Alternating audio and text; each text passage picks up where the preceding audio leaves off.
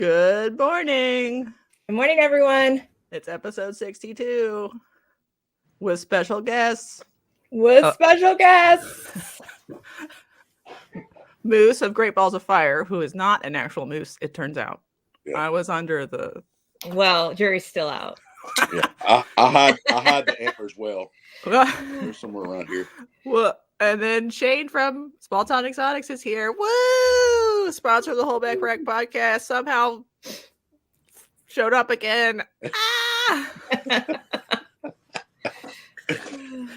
Oh, Jana, real quick. Since we can't see the percentages anymore, did he announce your order in the chat group for the last that we have seen? I am still in the lead, but it's real close. It's real close. So everyone should vote, right?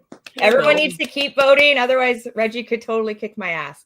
So keep voting every single day. snakesandthefatman.com, Team Jana. So it needs, there's 2 more days, guys. We can do it. 2 more days. So more days. Go vote 2 more times and then steal your friend's phone or your family's phone. Everybody at Christmas or at, holiday dinners around for the next few days, steal their phones and vote for me.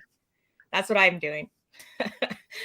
I've been hanging out with family a lot this week, and they all I walked through the door and they're just like, here you go. I'm like, yeah, that's right.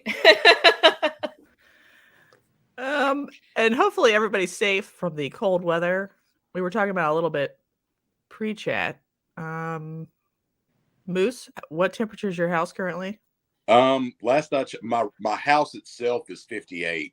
The outside temp where I am is -1 right now. It's crazy.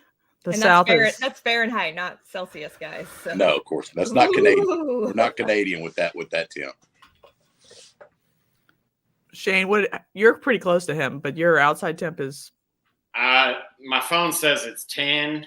Last night when I was working, it was wind chill factor of 20 to 40 below. Oh my gosh. You're not outside, are you?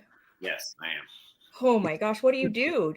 Does it let you drink whiskey at work? Oh, you're sober, so you don't drink whiskey. Yeah, how do you keep warm? I was bundled up like the kid on A Christmas Story.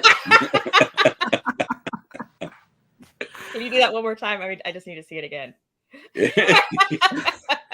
And, I'm from California, so I ain't used to this crap, No, yeah. My stepdad was a longshoreman, and they build the scaffolding outside the submarines that they're working on and stuff.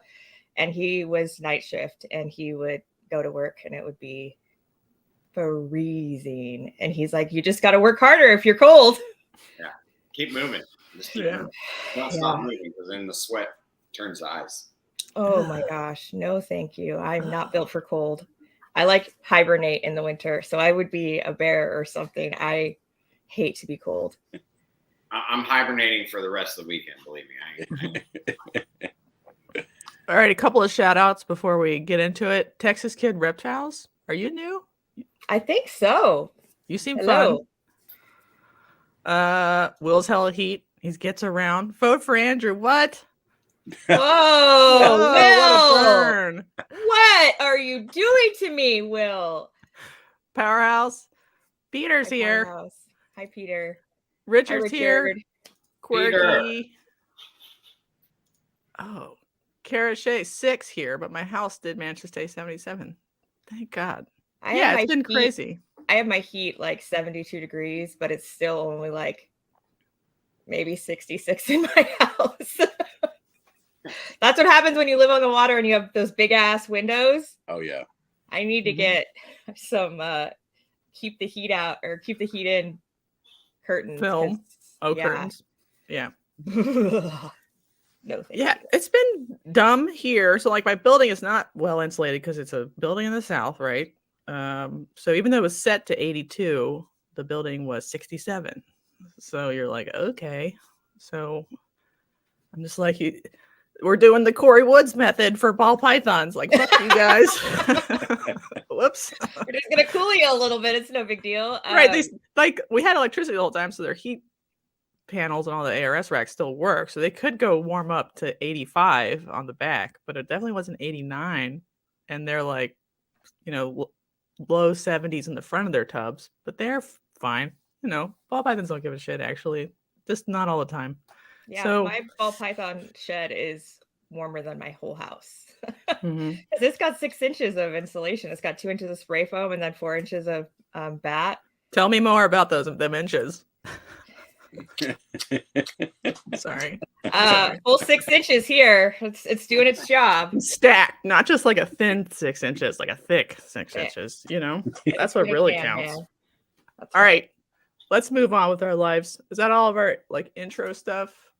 Oh yeah, it's not safe for work. If you couldn't tell by the weird penis reference, everybody. So if you're here for normal content for Oh, children, that was about a penis? Oh, okay. I had no idea. this isn't about for children. Please leave. So I should have just used it. It's not how you use your insulation. It's not how big your insulation is. It's how you use it. Yes, It's yes, that you cell should have. quality. We you know? softballed it to you. Thank you for knocking it out of the park. We need to talk about our sponsor again, because even though he's here, we still got to shout him out. Okay, buddy. Buddy. You want to do it again? Do your own sponsor again? Yeah, I'll do it. Hi, I'm Shane with Small Town Xotics, and I love sponsoring the Holdback Rack. You can find me on Instagram, Morph Market, Facebook, TikTok, YouTube, Small Town Xotics. No E in Exotics. Go ahead, follow me, subscribe, buy some snakes, do all those things. What's his grinder? Yeah. Oh, Rumble. Rumble. That one. It's Yeah. Find him on Rumble grinder. Not Grindr. I'll announce something on here. I'm no longer pushing Rumble. But every time I upload a video that's going to be scheduled on YouTube, it's already live on Rumble. I do go to Rumble to get the pre screening of the episodes. I upload on both, and then Rumble, I don't schedule it. I just upload and go live with it. And YouTube, I stay on my schedule. So, How much have you made so far on Rumble? 1 penny. Still 1 penny. We're still there. Come on, guys. I haven't checked in a week or two, but I mean, you're monetized right away there. It doesn't matter. So That's amazing. Even if it's 1 penny, like, it's cool. That's I feel you. I watch on there. I just like to make fun of its name. if you break down the views I get there versus YouTube and the pay rate, it's probably about the same. I mean, Probably. I've only got like maybe under 100 views altogether over there, and I've made a penny. So that's probably good compared to YouTube money. Yeah. You know, I'm totally taking that clip of you sponsoring yourself. All right. It's going all over all the social medias. And then I'm going to like dub in at the end. And I voted for Jana and Snakes and the Fat Man. Peter says, thank you for sponsoring the best podcast out there, Ball Shit and Holdback Rack. You're welcome, Peter. You're welcome. Oh, Peter's a good guy. Yeah, Hopefully he's not too cold. Peter, are you okay? And Mother Is your Russia. Peter Yeah, he's probably used to it. All right, let's get into it. Shane, I guess my first question is like, how many animals of each kind did you take to the show? Because that'll like make sense relative to how many you sold. Like if you only took 3 and you sold 1, you know. Right. So I had 11 ball pythons, 3 hognose, and I think I took like 14 or 15 leopard geckos, something like that. Okay, so and it was no. It was 13 leopard geckos because I had 1 pair and a dividers in the 12th slot, so it was 13 leopard geckos. And you did 1 table or 2 with the accessories? I had 2 tables because I had like dry goods on my second table, and I went with the theory of taking up more real estate, so I'm not just a blip on the map. You know, like come on. Next you want them to slowly walk by your presentation? Wow. Yeah. Yeah. Okay. Do you have off the top of your head like what you sold each day? Animal wise or money? Yeah, animal per like number of animals of each type per day. Do you remember that? If you just have the total number, it's okay. Right, that's fine too. I'm always like Saturdays are always better than Sundays, so that like Yeah, all together for the whole show, I do know that number. I sold Okay. 2 ball pythons, 1 hognose, and 5 leopard geckos. Wow. Good job. Woo! But also, just so everybody knows, your hognoses were more high-end hognoses. They weren't just normals. If they were normals, you would have sold out. There was morphs involved. I mean, I want to, yeah. And they were sort of high-end, I guess, for that show. For pets. They were higher-end pets. Yes. Because their market's just as crazy as the ball python market. I mean, you could go drop 10 grand on a hognose right now. And Yes, you can. So you brought like $300 hognose instead of $150 hognose. Is that what? Right, because that's the last 3 I have from this year. So I was like, I might as well bring them. And I did sell one, so that was good. Yeah. Okay, what kinds of ball pythons did you sell? I sold my 2 cheapest ones that I had. So I sold a male blade clown and a pastel cinnamon butter het hypo female. Okay. Do you think, and did you have anything cheaper than them that didn't sell, or it was literally price was the number one determiner of it selling? Well, I did have 2 of those male clowns. So one of them sold, and then my cheapest female, which I had her at like $200. So it was the 2 cheapest, basically, on my table of ball pythons. Mm-hmm. So do you feel like if you had more show fodder or byproduct, do you feel like you would have sold more? I don't know. I don't feel more people were looking at my leopard geckos, honestly. And what kind of leopard geckos sold well at this show for you? The bold stripe and bold stripe crosses that I have with like tangerine and trimper albino. I tell you, if I had a whole display of like the normal bold stripes, I probably would have sold them all, because the 2 bold stripes I sold the first thing Saturday morning, and everybody that looked at the display were like, "Oh, I like those 2. Oh, dang it, they're sold. Do you have any more?" And I was like, "Oh, I don't. Man, I wish I did." But this was like my first year taking leopard geckos seriously. So I do have more, but they're in the holdback rack. Yep. Bolds and like fire bolds to me look the most like in your face. Like it's such a big contrast play. Like white and yellows have that same effect too, but it's like a paler spectrum. But like as a normie who doesn't necessarily like not really into leopard geckos, like that's the thing I'm the most attracted to, because it's just so contrasty and like intense, even as an adult. And not to mention, just a second, guys. I have a child throwing up in their room, so I'm going to dip out just for a second and sounds like a party. Secure that zone, and I'll be right back. Sounds like a party. Oh my God! Yeah, yeah, we got it. Thank you. Sorry.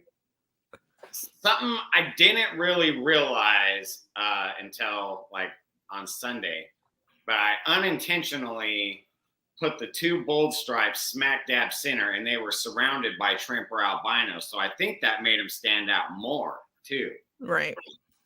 Because they just popped in the middle of all the albinos. And I was like, because when I walked around and looked, I was like, yeah, they do pop, you know. Dang it, I should have made like 200 of them, you know. Do you know like the approximate range of prices for bold or bold stripe or fire bold things that you sold? So I sold some bold stripes. It was like in that $200 range per animal. Okay, and then like cheaper leopard geckos though did not sell or sold a little bit.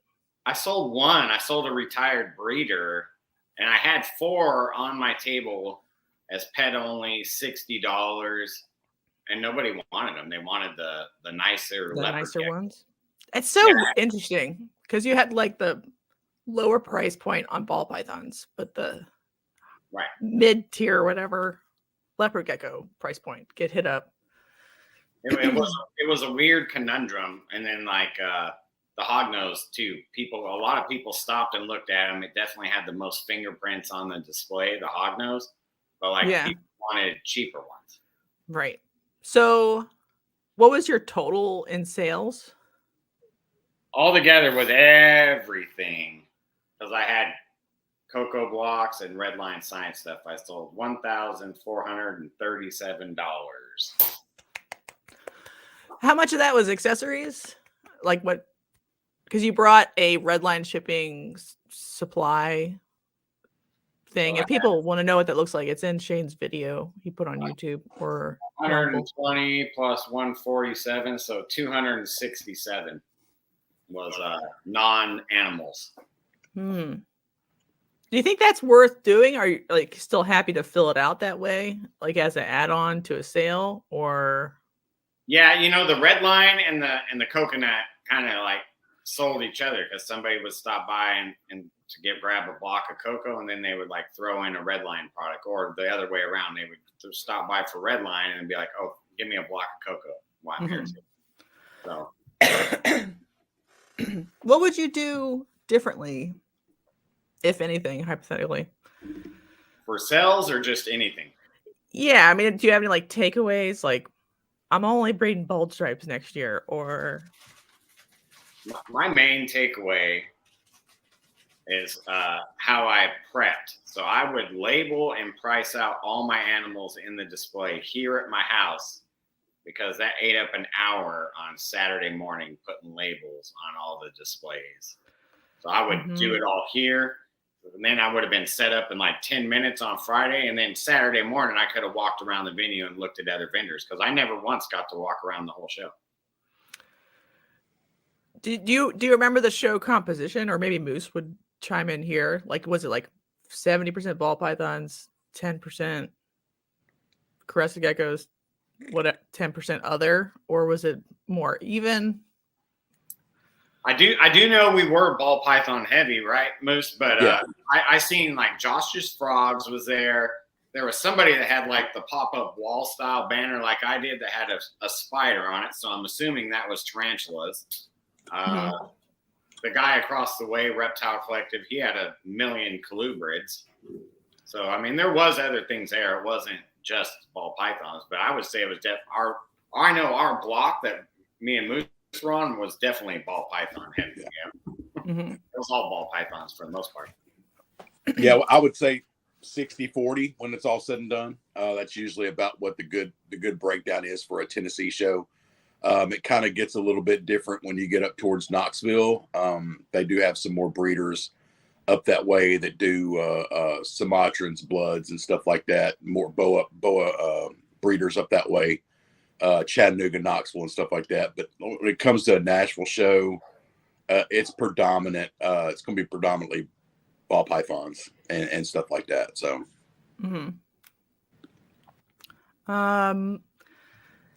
did anybody have like a good show that you saw that was like, wow, their whole table's empty and they sold out or whatever? Or was it everybody sold, 20% of their brought inventory? I know Reptile Collective had a lot of sales. They had a lot of people walking away with deli cups, like colubrid stuff. So I'm assuming it was, the price point was lower on that stuff, I'm assuming. Yeah, the saturation really, when it comes to a big breeder like Reptile Collective or another big breeder that usually comes to those shows is New Creature Reptiles and stuff. They have a good variety, so their price points are a little bit better just because they're aiming larger and and can take the misses compared to you have somebody like me or like with Alyssa with Full Throttle Reptiles. It's you're bringing more breeder centric type animals. It's stuff that that a breeder is going to look to get into, or somebody is going to be adding what would be considered an investment piece. Unfortunately, it's something where neither one of us or anybody in our little what we consider our Tennessee crew is selling more companion style animals at the moment. We're still just kind of working through our project pieces and making available what we don't need in our own projects at the moment. So, but you do have some breeders that breed specifically for shows, and to have that variety. Quantity, not quality. Yeah, well, yeah, not necessarily. There's some good quality in there too. I think Reptile Collective does a really good job because it's a group of them. It's more than just one person. So I think they do well with their quality, but at the same time, it is in more of a massive footprint than it would be for somebody like myself and some of the other local breeders. Plus, just like colubrids in general are usually a lower price point than Right, yeah, That's pythons. true.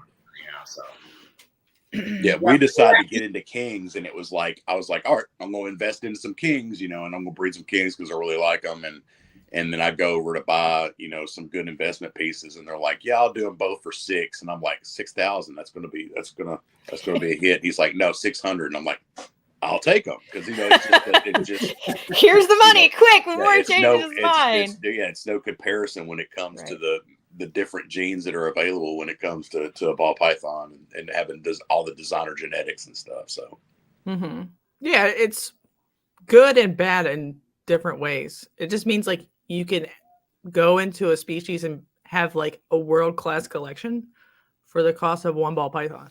Right, exactly. But it's bad because then like there's the ROI is the margins are never as intense. But that's because that's like the difference between like a speculative species and like a mature species that we have 1 trillion of them. It's fine. We're just trying to like get them out the door at like a reasonable price. And for the people in the back, she is saying ROI is risk on investment. Yeah. Return. That's what I meant. Yeah, thanks. Sorry. Yeah. No, it's fine. We're doing great. So Moose, how many times have you vended in your like, I don't know, the Knoxville metro area? So I started off splitting tables with some of my local friends. I think the first couple of times I was just basically borrowing a display and setting it up with another breeder, or like Alyssa and Craig, or with Seth and Brittany with Bankrupt Reptiles and stuff like that. But as far as me being on my own, honestly, that December show was my year anniversary of doing shows under my own moniker. And so yeah, it's only been after this last show, it's only been technically a year that we've been at it. Are you a COVID baby, or are you pre-COVID baby? Like when it comes to like starting the business. So it was like basically we made the decision to start in 2019. And you're pre, but just you're by pre. a little bit. Yeah, it counts. Good job. When we went to do most of our buying up after we did our research and everything like that, it came during the COVID time. So like the one last show we had before everything turned into John Travolta and the plastic bubble kind of situation, it was a Repticon, and it was like that eerie feeling of, is this going to be our last show for a while, or do I sell this snake? And these people are like, oh, this is a $600 snake, and you're like, will you take $5 for it? And they're literally like saying no, which normally they would now. They're like, yeah, I could do that. Right. But like, it was just this eerily feeling of like, it's going to be a long time before we do this again. So a lot of people weren't buying for that reason. But there was a lot of breeders that weren't willing to come off their animals either as well, if that makes a lot of sense. So yeah, even though the market was already getting crazy with the morph market and everything taking off the way it was, we were already in the game and working our plans and trying to find things to fit into our projects that we decided we were going to do. So I say 2020 established, but we started in 2019. I would say you are not a COVID baby, because that counts. I just want to say shout out to Bankrupt Reptiles. Your branding is on point. Oh yeah. Every time I see it, I laugh, and like in a good way, like a great way. I just think it's so well done. It's very clever. And just describe it to someone who doesn't know what it is. Oh, so if you don't know, it's like a piggy bank. It's cute. It's so cute, and it's so good, and it's so true. And I feel like they were being like cutesy and a play on, but like a lot of people are like, grab your balls, or like do that kind of thing. And I feel like most of the time they miss the mark. But this Bankrupt Reptiles, I mean, just it's perfect. It's perfect. And I love every time I see it, I'm like, why didn't someone else think of that sooner? Like, exactly. It's so good. It's perfect. I love their branding. Yeah, and they're getting into boas now, so I'm excited to see their next crop of diversity that they're doing. There's every time I see them, they're showing me another animal they got that they're going to cultivate and breed into some projects. So I'm excited to see what they're going to be doing over the next couple of years as well on the boa side of things as well too. So. Mm-hmm. So Shane, would you keep doing this, like a show me show in your area based on how successful you were this time? Or do you think what are your thoughts like going forward based on this Yeah, evidence? I'll definitely vend the Nashville one again. I don't know if I'll be back there this year or not. I'm doing Tinley with Moose. We're sharing a table. And so then Everybody check them out. Everybody check them out. Yeah, we're definitely gonna have to have you back after Tinley and hear what it was like to do a national show. Yeah. This the Nashville show was kind of like my I hate to say warm up, but kind of like get all my ducks in a row. So when I go to the national level show, I know, like I said, like how to set up and be ready to rock and roll like that, Yeah, get some experience under your belt so you're not like sweating it when you get there. You're like, I've done this before, I got it.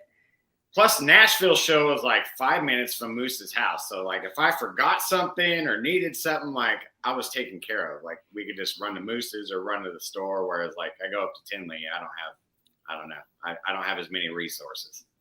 No. Yeah. And it's probably a little more cutthroat there.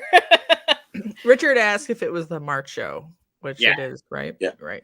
Yeah, we've been blessed with thanks to Brian Potter and some other people. We've been blessed with already having a permanent spot with Tinley. So yeah, March and October we will always be there. And we were also told when we did the St. Louis show that our spot that we have now is our spot until we decide to move to a bigger to 2 tables or whatever. So we're actually right as you walk in the door behind the Timberline displays. So I'm pretty stoked to be that close to the door and in a good spot. We're right over by the Harbins too. So we've still kind of got our family, so to speak, nearby, set up next to Dixie Reptiles, which is another local for us here. So we're excited that we're actually considered a mainstay as part of the Tinley show now. So that's amazing. Creme de la Clutch says there's reserving room and table for Daytona already because Daytona's going to be popping. Are you guys interested in Daytona too, or are you picking Tinley as your in? Where I'm planting my flag is Tinley being my shows, just mainly because of how successful and how blessed we were to get into that so quick. You hear people being on the waiting list for years to be able to get in. So for me to be able to get in and have a table and have it at a great spot, we're planting our flag on Tinley.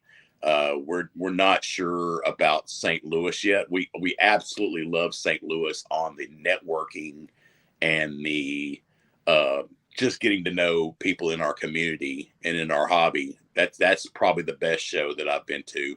We're still dealing with what everybody's calling a recession. So it wasn't necessarily a good show per se, but it was definitely great to, hang out afterwards. The USARC auction was later and we're in the same hotel where the actual convention center is. So they actually had a happy hour between 5:30 and 7:30 in this big mezzanine area. So like literally, you could just sit down there and get to know each other, talk to people that you would normally talk to over the internet and stuff like that. So overall, I think that was a great show, and we'll probably try to do it again, basically just off of that relationship building that we've done. But Tinley is definitely are going to be our mainstay. That's where that's going to be our Alamo. That's where we're going to go to live and die. So, all right, Moose buddy, listen, I don't think you want to talk numbers because I haven't heard one yet, but how much worse was St. Louis than Tinley? Can you give me like a percentage? You got to remember we our main bit of when we talk about business structure, when it comes to our business per se, we would be there anyway. We've always looked at it that way. We don't look at it as like, I'm going to take all these animals and we're going to sell them, or we're going to make all this money and we're going to eat at Sizzler when we're on our way home. We're not that we don't have that type of business structure. We would be there anyway. I just look at it like I'm paying X amount of numbers for a nice place to sit, and maybe I sell a snake or two. That's a really good attitude. Yeah. So that's the way we kind of look at it. I personally did not sell a snake at St. Louis. However, Brother. we've Man. diversified into other collectibles, should I say, here recently as well. And we took a box of those with us, and we were literally sold out before we even set up our table with those. So it wasn't a straight like strikeout for us. I think we did well. We covered what our costs would have been. So, and those are Funko Pops. Is that yeah, well, correct? we've recently dove back into the world of Funko collectibles. So, and doing really well with that. That's Okay, actually for those of us that don't know what that is, could we get a little spiel? Yeah, so basically it's the little vinyl pops that people have been collecting over the years that, you know, whatever you could think There of. you go. Okay. Oh, yeah, I've there we seen go. those. I just didn't recognize the name. Yeah, okay. So yeah, we decided to diversify into that, and it's been well for us. It's a good break of monotony when you go from snake poop to, you know, soft protectors for Funko Pops and stuff like that. So does the Steve Irwin one sell the best? That's what I want to know. Funny you say that. That's the ones I sold out of. I took everything that basically was reptile related, and yeah, they were gone before I even set up the table. I donated one to the USARK auction at the Nashville show, just on a whim, because normally when I go to Tinley, I'll do like a really nice bottle of whiskey, you know, or something like that, something Tennessee related. So I just was like, well, I've got this extra Steve Irwin Funko Pop sitting on the table. I'll just donate that to USARK. Ended up getting $600 for it, for the donation for that. That's good. Cool. Show. So that was good. You know, that that's out there. But yeah, that stuff sells, and it's funny because it still draws people to the table, and it actually draws communication. So I'm good to have those with me, regardless if I'm selling or not. So would you consider doing like a non-reptile show? Like absolutely. Like a trade, like a Comic-Con or whatever? Yeah. They call them pop swaps, which is kind of weird. And I'm not swapping anything. You're just buying what I've got. So, but yeah, I'm set up to do one in Chattanooga on the 14th of January. So, which is at the normal stomping grounds for Repticon up there at the Camp Jordan location up there in Chattanooga. So we're set up to do that on the 14th. And then we turn right around, and I think we've got a show our first show locally from Murfreesboro, Tennessee, which is about 30 minutes from us. You know how many girls with cat ears there's going to be, right? Like, oh yeah, all-time high. Oh yeah, absolutely, yeah. So I need to get me some podcasting cat ears. Yeah, there you go. There's a girl that does on Whatnot streaming for Funko. She always wears her Disney ears, so that's Listen, the first thing I thought of when you said that. So all humans are very special, all of us. And I actually like the little weird ones, especially because I'm not that weird, but I should be probably. It should be. So Tinley. So was Tinley? I'm just trying to like eyeball it. Like, so Tinley October, was that one a good one for you? Because some people were like, it was terrible for me. I sold literally nothing. Or some people were like, it was great. Did you feel like you were happy with what happened? So, of course, anytime I sell something, I'm happy. That I sold the most snakes that I had sold yet. When I've gone, now with the first Tinley I went to and I set up with Alyssa and Craig, I sold absolutely nothing. But of course, I took literally everything that was just born in my redhead project, and the cheapest thing was $3,000. So I didn't really go with the plans of, hey, buy this snake. It was more like, hey, look at me. You know, it's me showing up with my nice, instead of having the bike with the brakes, you know, I had the bike with the freestyle Diamondback. You know, I was showing up with my you were showing up to show what you were about. Yeah, exactly. Right. So you know, but when we went back in October, I took more of my moderate stuff that I'd had that hatched out and stuff, and we did really well. But like you talk about ROI, I probably broke even, just like I've been doing at all my local shows. I would say this last show we did in Nashville was the most return in investment that we've had since we started. I sold 5 snakes, made probably, after paying for the tables and everything like that, made around $1,500.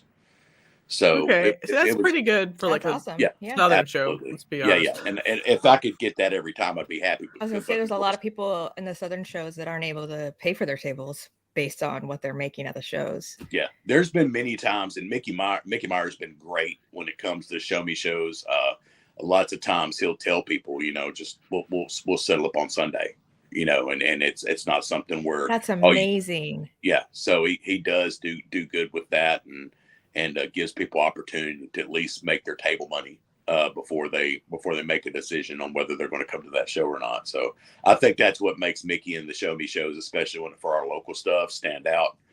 People talked about oversaturation a little bit, especially for our state, but I think it's going to work itself out once we have this market refresh. I think Absolutely. it'll work itself out in the end. I'm really excited about him getting out into the eastern part of Nashville, like Murfreesboro and stuff like that. I really think that's a good market for us in general. So I'm excited about those as well. Shane, what do you think? How many shows should there be in Tennessee? I don't know about how many shows, but Mickey unintentionally cock-blocked a cell of mine because so he has a show me show like 20 minutes east of Nashville. That's the one I just went to. And then the very next month, there's one like 30 minutes south of Nashville. That's also a show me show. So the people that came up with like the guy was going to buy the snake. I ran him through all the husbandry, told him, hey, go over here in this corner, buy. I forgot all about that. That's a great story. Yeah, buy X, Y, and Z. And then his mom comes up. This is like a grown kid, though. And his mom comes up and says, no, you need to do more research, and you can buy a snake in Murfreesboro next month. And I was like, motherfucker. So, Mickey, I love you, but you cockblocked me on that one. I think that like we in our area, they rotate between like Seattle and Portland. And so it's like every 3 months they do one in the opposite area. And so we have a lot of people that will drive regionally to both shows, but it's 3 months apart. So like I either got to do it today or I have to pay shipping. And then there's like another show, but they like work themselves in like right around the other show. And I don't feel like they draw as big of a crowd. And so I feel like if you space it out, you create your own demand. Yeah, I agree with that. But while we're talking about your shows, how do you pronounce that one show? It's like Puyallup or something. How do you say it? Puyallup. That's the name of the tribe that it's in that area. So a lot of the names in our area are Native American because we have a really rich Native American history here. And then there was also some chat going on about driving on the beach in Daytona. And just so y'all know, if you come up where I'm at, you can still drive on all the beaches and you can still have bonfires on all the beaches. No questions asked. They have like roads right down. So come on up and visit up here. Just don't get downwind of the elephant seals. Don't get downwind of the elephant seals. That's for dang sure. They smell significant. No, yeah. I think the Pacific Northwest could absolutely be like a destination show because it's cool there otherwise. Like it's cool to be there. There's stuff to do. Yeah, there's lots of stuff to do that maybe people that didn't grow up near the water haven't ever done. Like you can ride a special ferry. Like I said, we have a really deep Native American history. I thought you were going to say ride an orca. And I was like, no, you can ride a ferry to the island that you can see from my property. It's called Blake Island, and they have a full like Native American dinner where they do like a salmon bake Native American style. So you can go and watch it be cooked on like a wood fire, like open fire. It's so cool. And you can kayak, you can whale watch. I mean, there's just amazing things to do in this area. I mean, if you're my age and you're a Twilight fan, there's like a whole town set up in Twilight Wonder. I mean, I still never went to Forks. It was such hot. I've never been, and drive for fun, and then I just never, because it's like 3 hours away. So, how close is Pigeon Forge to you guys? It's about 50 minutes from my house. So that's a destination. Yeah, right? Yeah. It's like Vegas in the mountains or something. Yeah, I've never eaten so many pancakes in my life. You know what I'm saying? Uh-oh, it's time to go again. More pancakes. Oh. We've gone quite a few times. I mean, it's cool there and everything, but I mean, I'm kind of jaded on that stuff because I grew up in Southern California. So Right, tourist traps are not that appealing. Yeah. I prefer to go the opposite way of tourist traps. Yeah, I'm just like thinking of like a reason why someone would want to like drive up there, like go hang out with Shane, go hang out with the Moose, go get some pancakes, go to the show. Right? Yeah, we got Dollywood and all that stuff here. There's a million things in Pigeon Forge. Mm-hmm. Just hey, every time I go, it costs like $500 or more to just stop in that city and just hang out for the day. I mean, that's a minimum $500. I've only been there once, and it was legit, but I did eat an absurd number of pancakes. I've never, all kinds, buckwheat, Johnny cakes. I have a better thing. You could come over to this area. We could go tubing for $20, and then with the rest of that $500 you would have spent in Pigeon Forge, you could buy a snake or a leopard. I'm on my way, Shane. Pick me out a good one. Woo! No, I mean, that's definitely on my wish list, just to hit up Tennessee, because there's some really cool folk out there. Some hill folk too. You better watch out. Be careful. They need new winding stock. road. I'd love to go out and also hit like a old-fashioned bluesy jazz. Oh yeah, and then one of those illegal stills. Yes, I would love to do the winding road tour and hang out with the locals with some sweet tea. Something I've had to adjust to is there's like many different dialects within Tennessee. So like there's the y'alls, there's the yuns, there's the yuns. So do you have any yinses? No. Is that just Pennsylvania? Okay. Yeah. I like yuns now, but there's guys that pronounce it yuns, and then there's the y'alls, and then it's hard. Yeah. Yeah, they call it. Good. We did a big English project on the winding road and learned all about like the little pockets of subculture and how the music originated, in those mining communities, but it developed uniquely in like little bubbles. And so listening to their music, like we got to sample some music from the different bubbles, and it's phenomenal. Inbreeding is fun. I'm from West Virginia, so I can say whatever I want. Yeah. Oh, well, trailer trash. So I get to say that too. You got to be careful with our mountains, though, because I don't think they ever learned how to play banjos. So you don't know if they're coming or not. Oh, snap. There's no banjos. No, they play like hammer dulcimer. And so it's like even more. If there's no banjos, I'm out. That's what I'm looking forward to. That homemade banjo or the homemade fiddle. That's the real shit there. That tubing thing I talked about, we're tubing along. It's like $20 and you can go, like, they bus you up to the top of like unlimited times a day. But you go through this part, I don't even remember the name of the city, but you go through this part, there's like all these cabins that are rentals and they're playing fucking banjo music. So like, wow, like being like on a movie set or at Knott's Berry Farm on a river or something. You're like, ding, ding, ding, ding, ding, ding. Yeah, man. This is I'm there, man. I'm like, ever spent, tubing up here has gotten ridiculous, and I'm like, we can just shove off one spot down the river for free. Right, there's a lot of rivers that are good enough. They're just not good very enough. warm. That's right. Yeah, and they're wanting a lot of money, but I guess if they bust you back and forth, I don't think ours do, but that's really cool. I'm down for that. Put me down for one, Shane. Right, sometime this summer. All right, let's go back. Was there a after dark for your show? Not with this one. It's the first one that they've had. They decided to do the USARK auction instead, and be honestly, it's kind of like it's hit or miss with the reptiles after dark for me. I personally like to just have the long show with maybe the auction at the end.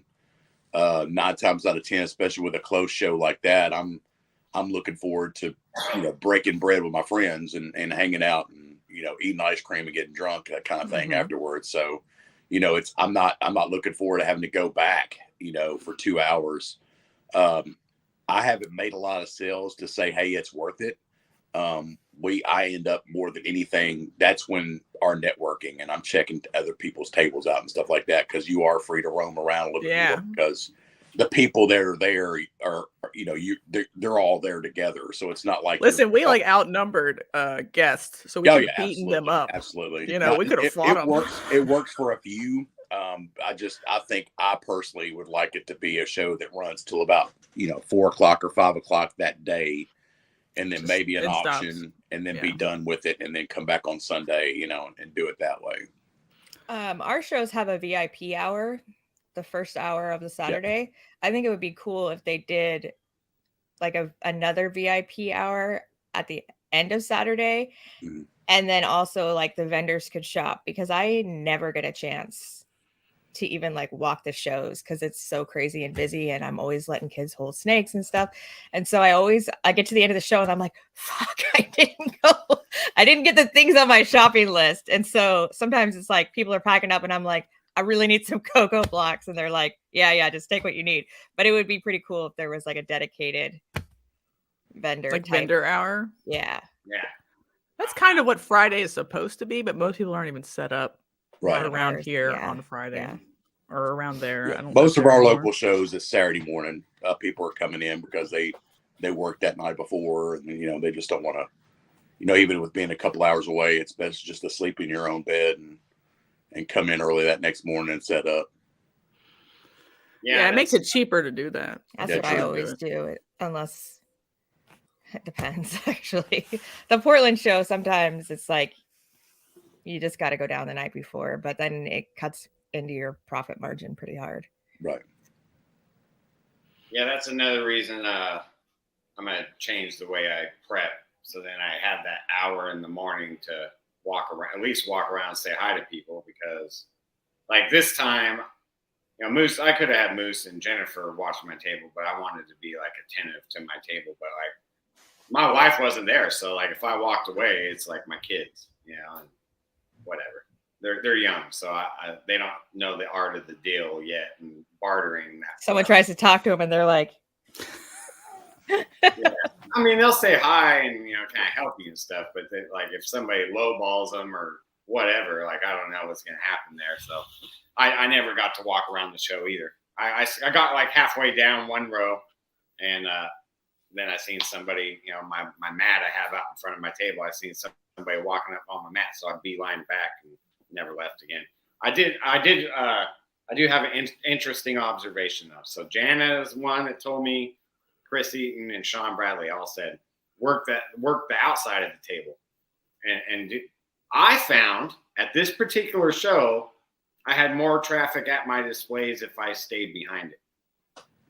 I mean, you really have to play your shows. So if you felt like that's what worked, then do that. You have to be flexible, because the different regions are different. So for your show, maybe they felt like it was unprofessional or felt like no one was there if you were on the other side. Even if you're wearing your freaking t-shirt with your branding on it, like sometimes people just don't know that. And so they want someone standing behind that they're interacting with. At our shows, I just feel like a lot of people really liked having us on the outside, but you have to adjust to your shows. Just like, that's what I say whenever we talk about shows, is like, this is my Pacific Northwest, experience. And you have to just go and do it. Like you said, you got to get some experience under your belt, because every region is different. And like, you're going to go to Tinley and you're going to come back and you're going to have totally different things to say about Tinley than you did about your local show. So, I mean, it's just such an interesting. Can I say something weird? Interject. Like, I'm a buyer who has thousands of dollars to buy an individual ball python with. I do not want to even be anywhere near someone's table where they're in front of their table with a bunch of kids. Like, I won't buy anything from you because you're not catering to me.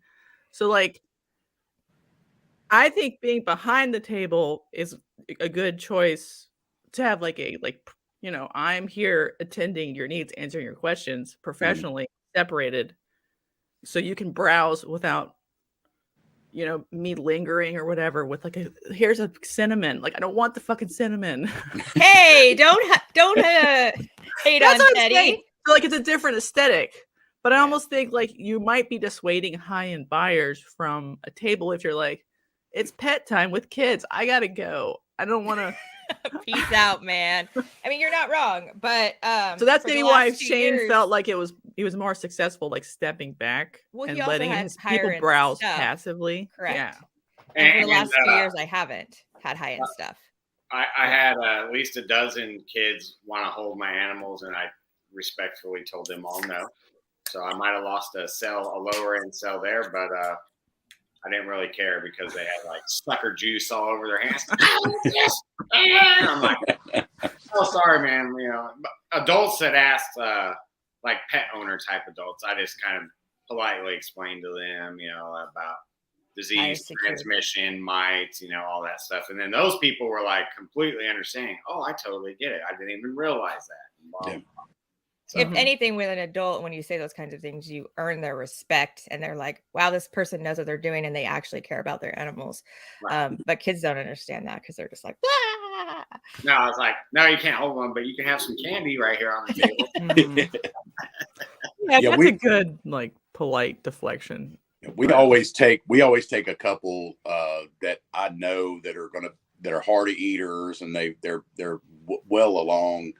The problem is, you know, 9 times out of 10, if that's happening, that's the first ones that get sold, unfortunately. So I always have 1 or 2 that, you know, if they sell, they sell. If they don't, they don't. But if somebody's looking for that experience, so to speak, that I feel that they're well along enough to where now they're not like super expensive animals. But yeah, I do have a couple. Like I have an orange dream boy right now that just, no matter what, he's just going to sit there. He's not very active and stuff like that. So I always take him with us.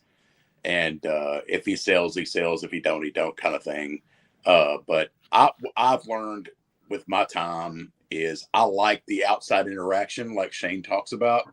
But there, you know, there's a line of questioning, and there's some sort of relationship or establishment that we've created with each other to the point to where I'm showing you snakes. I'm thinking you're like you are, Jessica, with your $1,000 snake, your set purchase and stuff like that.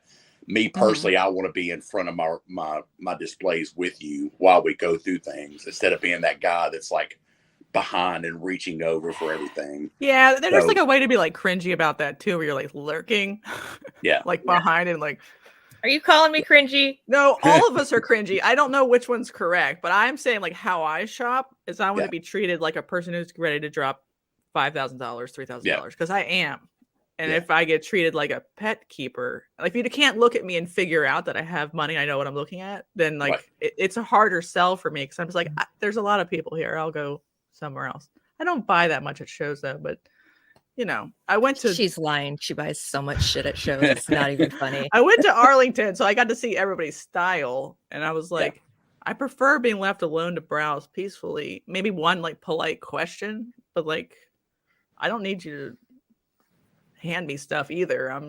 Well, good. see, I don't hand people like you snakes. I say, hey, just let me know if you have any questions. Yeah. Right. I but just acknowledge that they're like, there. how should Shane try? Should he like look at it and be like, okay, it's a kid. Let me slap a pet type Pokemon into his hands. You just have to find your own. Like, you're never going to be the girl that's standing in front of your booth letting people hold snakes. That's just not you. So if Shane I have done that though. I do it every show, but like, I don't know if it's as successful as people think it is. It is for a very cheap animal, but like, do we really want to be vending the cheapest animals possible to make that mode of sales successful? And can I say something to anyone that watches this? So I never assume anyone knows me or follows me or anything like that. So I have this little spiel I'd go through with everyone that would walk up, and then I would go through it, and then somebody would say like, oh yeah, I watch all your videos and blah, blah. Lead with that, people. Save him the aggravation. I'm going through like the geckos or whatever, you know, they're looking at, and they're like, oh yeah, well, yeah, after I'm done, yeah, I watched all your videos. I seen when you unbox this or something. I'm like, fucking lead with that, man. Wait, I lost it. 905 asked if holding animals would open you or the venue up to liability issues in case of accidental bites, I'm assuming, because obviously they're not venomous, but like, does anybody think about that and is concerned about that? Well, I think first of all, if somebody's not going to let anybody hold an animal, like I'll flat out tell them, you know, this girl's a bitch. I mean, if it's something like that. So if it comes to that, 9 times out of 10, they're aware, and they pick out this animal and they're like, can I hold this animal? And I know that this is something that they're possibly wanting to buy. I let them know. I said, hey, this one, there was one. I saw one at my last show that she just liked to bite whoever held her. Mm-hmm. She ended up getting bought, and then of course the guy came back and bought some more snakes from me at this last show, and of course he says, yeah, she's still a bitch, so There's it's just some that come out just but I can't see somebody like saying, yeah, you can hold my 8-foot retic, I know it's going to attack you, but I don't think it's something like that. But I think there is something like as far as like a disclaimer that they have when you check in, especially with the show me shows, and let them know that it is a Quirky says that you're liable because Repticon makes you sign a consent. They're not suable. I think about it a lot. I would think more about like the biosecurity stuff more, because most people are normal, right? Like if they get bit a little bit by a tiny pinprick, ball python prick, hopefully they don't freak out. It's all biosecurity when it comes to me, though. I mean, that's what, like I said, if I do have an animal, it's a predetermined animal, and it's one that I know is well along enough to where if it does put itself in a bad position, that it most likely will thrive regardless. So I mean, well, you guys just for that liability and biting and all that kind of stuff, like use your head. Okay, like if you're interacting with these animals enough to know the behaviors of the snakes or other reptiles that you produce, like a ball python doesn't just bite you. Like there are warning signs, like it'll huff and puff, especially those little babies, or, it'll get rigid, or it'll S up or pop up, like there are lots of warning signs. So I'm not, but there's boas that don't do any of that. They'll just look at you and just be like, I'm gonna bite you. Or retics or something. I've seen a retic like sniff somebody and go like. But you're not going to hand a kid a retic, in my opinion. I've seen some shows where people do hand. That would be dumb as fuck. But I'm saying like the ones that I'm not just like tossing out snakes to 50 people and then walking away and saying like, good luck, don't get bit. Like usually when you're letting someone handle an animal, you're right there watching your animal for the safety of your animal and for the safety of the person. And so the one that my main snake, teddy bear, that I let everybody hold, the cinnamon, you jackass. I wasn't nagging on the cinnamon. I'm just saying, whatever. Like... Shh. I'm talking right now. Just no. He's never bit anybody in his life. Like he never gets tense. He never gets stressed out. Like he's just like, yo, what are we doing today? He's just so mellow. And so, I mean, I literally could hand that snake to any person, even if they have no experience with snakes. And they're like, oh, I'm just going to walk around with him in my hands or around my neck. And I wouldn't worry about what he would do. Like you can hold his face in your hand like this. He doesn't even react. So, I mean, it's like, you just have to be intelligent about what you're doing. And all right. I mean, this is obviously like a debate. Like every person does what's comfortable for them or their animal, and find your own, figure out what works. Correct. Do you have a personal liability umbrella policy? Anybody in the room for your business? We do as part of our like homeowners insurance. Yeah. Jana? I do not for my business. Okay. I've carried mine from my last business over to this business. So fun fact, Small Town Exotic has a bunch of tree trimming gear depreciating in its care too, So if you need your tree cut, don't call Shane. Bush, we don't know. 905 Royals, there was an attachment to his original question about liability. And he said, or bug transfer from table to table. Like if there's some liability in that. Me, I my personal answer to that is like, that's hazards of the trade. And that's one reason I'm not letting everyone hold my animals. Right. And I also, and I did this for Shane because of course we're table buddies, but I always go out and pre-treat the night before all my tables and stuff like that. So everything, and the particular one I use isn't actually made for animals. It's one that you would spray on your clothes and stuff like that, and it's pretty strong stuff. So I always pre-treat my area ahead of time before we set up anyway. So you use the just- like permethrin like hunting stuff you're supposed to spray on your yeah, clothes? it's an aerosol. I'm not sure if I've got a thing of it here or not. I would just like to reiterate that he said the night before he goes and sprays, or like way before. He lets it dry, people. Yeah. Okay, it's okay. And Calm down. I had pre-treated all my animals with front. And did you post treat too? Just Yeah. I'll post it. Yeah, nobody comes back. Now I do have a quarantine area, and that's where my show animals go. But we do, we have the all natural Reptile spray that you could get at Petco or PetSmart or whatever, and they all get a nice little coating of that as we're putting them back into their displays. all right. Real talk question: is Mickey good about kicking people out that have snakes with obvious mites on them or bad condition? If you Yes, don't want to answer, you can't. But I'm hoping Yes. he is. I believe he is. Thank you. But he also, at the same time, is willing to work with you too. I mean, Right. There's of like course- gotta It's be not like a a forever 3-strike ban. rule or something. Right. Yeah, I mean, of course, ignorance is always bliss, but like, you know, this particular show, there was one person that was asked to leave, but I could recall I several. love times, being people being asked Yeah. to leave. That's my favorite thing. Because if it's but I gross, could they recall gotta several go. times, you know, this guy was given, or these people were giving an opportunity to like, hey, you know, this is the way you should do it, instead of just being like that bouncer at the bar that's like, it's time for you to go, you know. So yeah, I do like it on that terms. I personally have not had a good relationship on purchaser side or vendor side with Repticon to be able to tell you the difference with those.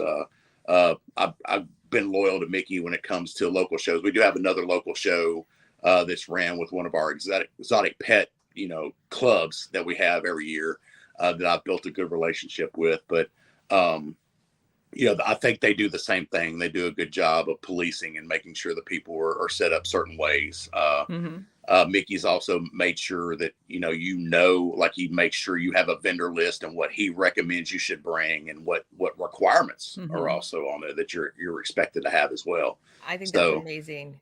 Yeah, so that's one good thing that I like about that, and it's not really more to like police us. It's just more of for somebody like me that my redundancy has a redundancy. You know, it kind of gives me the peace of mind knowing that he's just not letting just this Rudy Toot person set up next to me. You know that yeah, it brings the whole doesn't- show down, man. Right.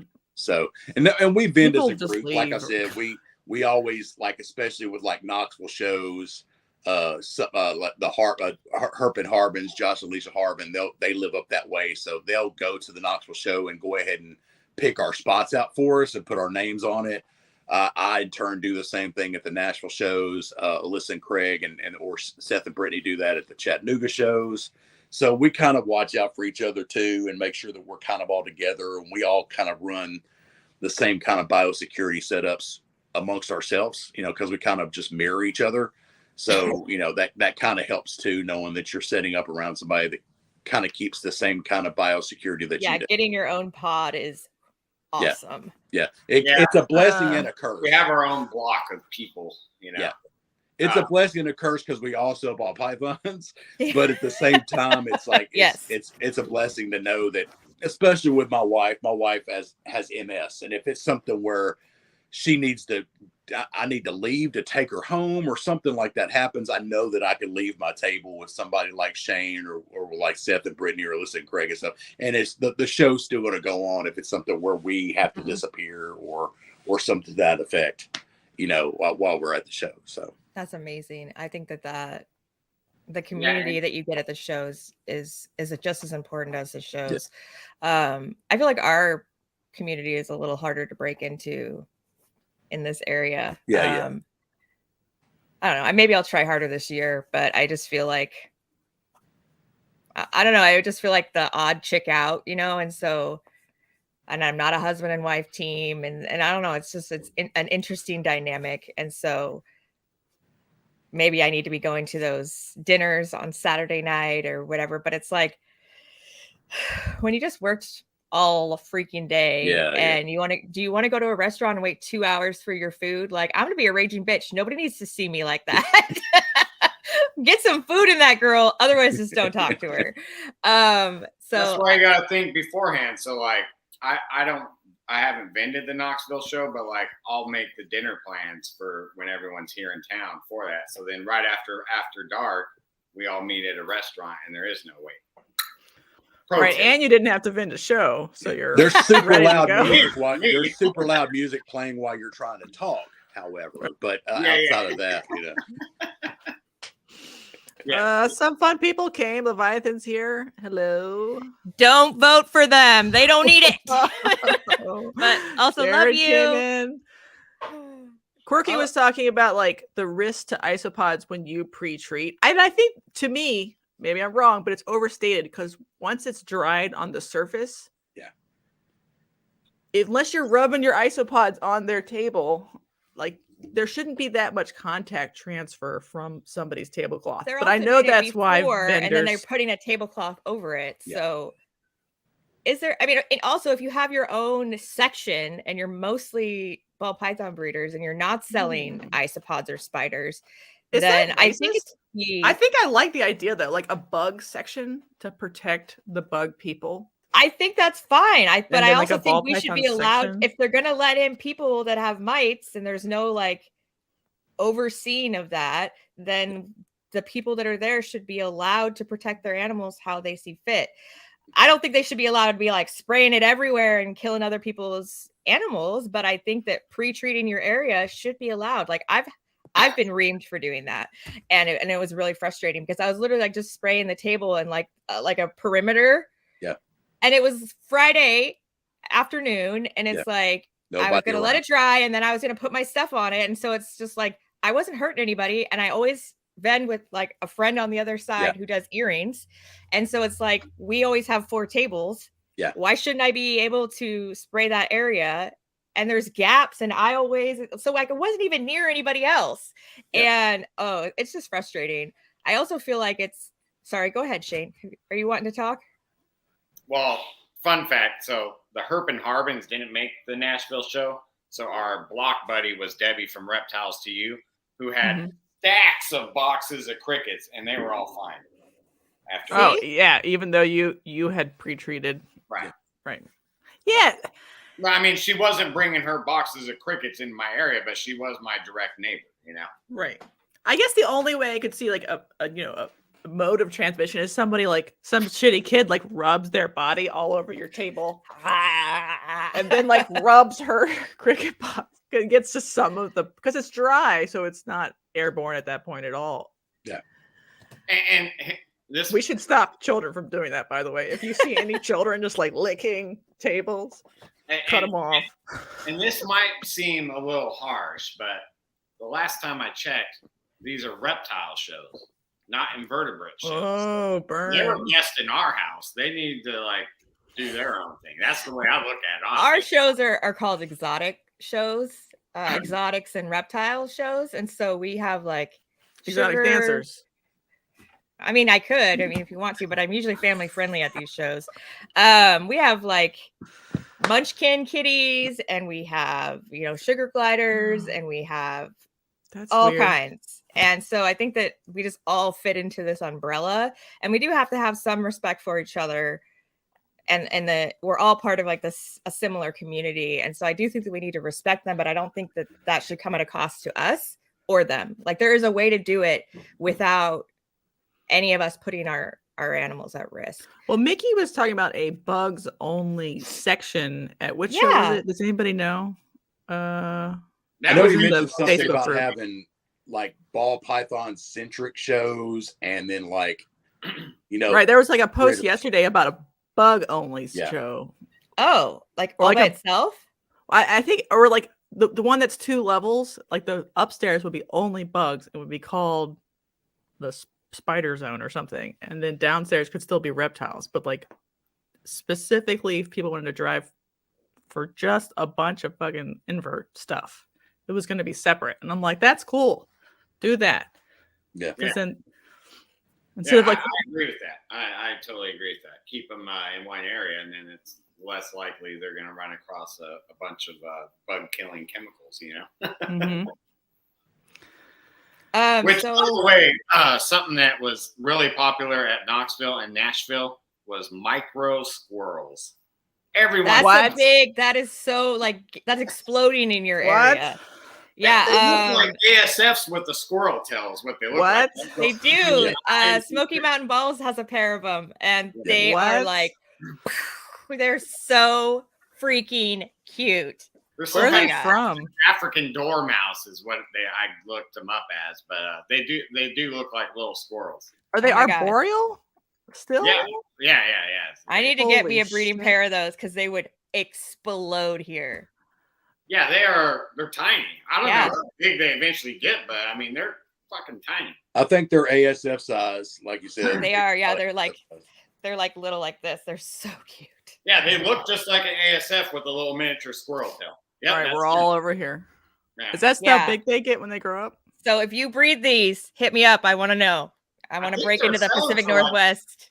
I think they were selling for like $200 a pop. Yeah, Too. they're not that expensive. Well, we have somebody local that's what they do. So Oh, well, you slide into my DMs and tell me who they are, and I'll hit them They're up. called because- African dormouse, Yeah. not tiny squirrel. Well, Although that's a good mini name for it. squirrel is much more sellable than that. But yeah, $200 a pop. You're like ASFs go for $10 a pop. So I mean, But are they ASF like with a little tail. shits like sugar gliders where like they really don't like you that much and they are I have heard that you need attention. You need to give them attention at first. right. I feel Okay. like they're similar to like a pet rat, like personality wise. If you work with them, they're going to be great. If you don't, then they're not. I think they're Yeah, but- that you buy them in pairs so they have a buddy or something. Yeah. They have to have Right. a buddy too. Yes. Yeah, that was Interesting. what happened with Bree. She got the one in Knoxville, but she wasn't like too keen on getting the other one that was left. So Alyssa picked her one up in Nashville, and now she's got her pair. So Are they part of the federal ban on interstate transfer, just like ASFs, because they're an African rodent and they're whatever? I don't think so Does anybody because I know? don't think they consider them invasive like they would consider ASFs being invasive. Well, Jessica. ASFs. What? Let me get some here. They might before already you... be on the list, is what I'm saying. Okay. All right. Girl, you're cramping my style again. Listen. Hey, we got them in Tennessee. Come buy them, put some in your purse, drive home. Little carry on, little Put cat them in your carry on. bra. It's a kitty cat, everyone. Well, we drove ferrets from Arizona to California. Nobody said anything. So I'm sure you could drive some micro squirrels to Washington. Nobody said I don't remember whose chat I was in or whose live I was on, but we were talking about ASFs, and somebody was like, I wish we could have them in our state. And somebody else commented back, I don't know any ASF police.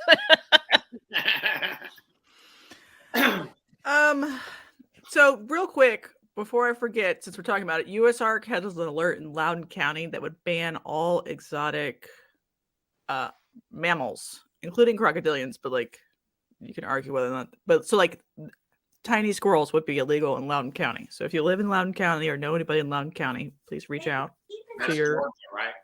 Or representatives. if you're in neighboring counties, because what happens in one county don't necessarily stay there. So That's Right. in Georgia, right?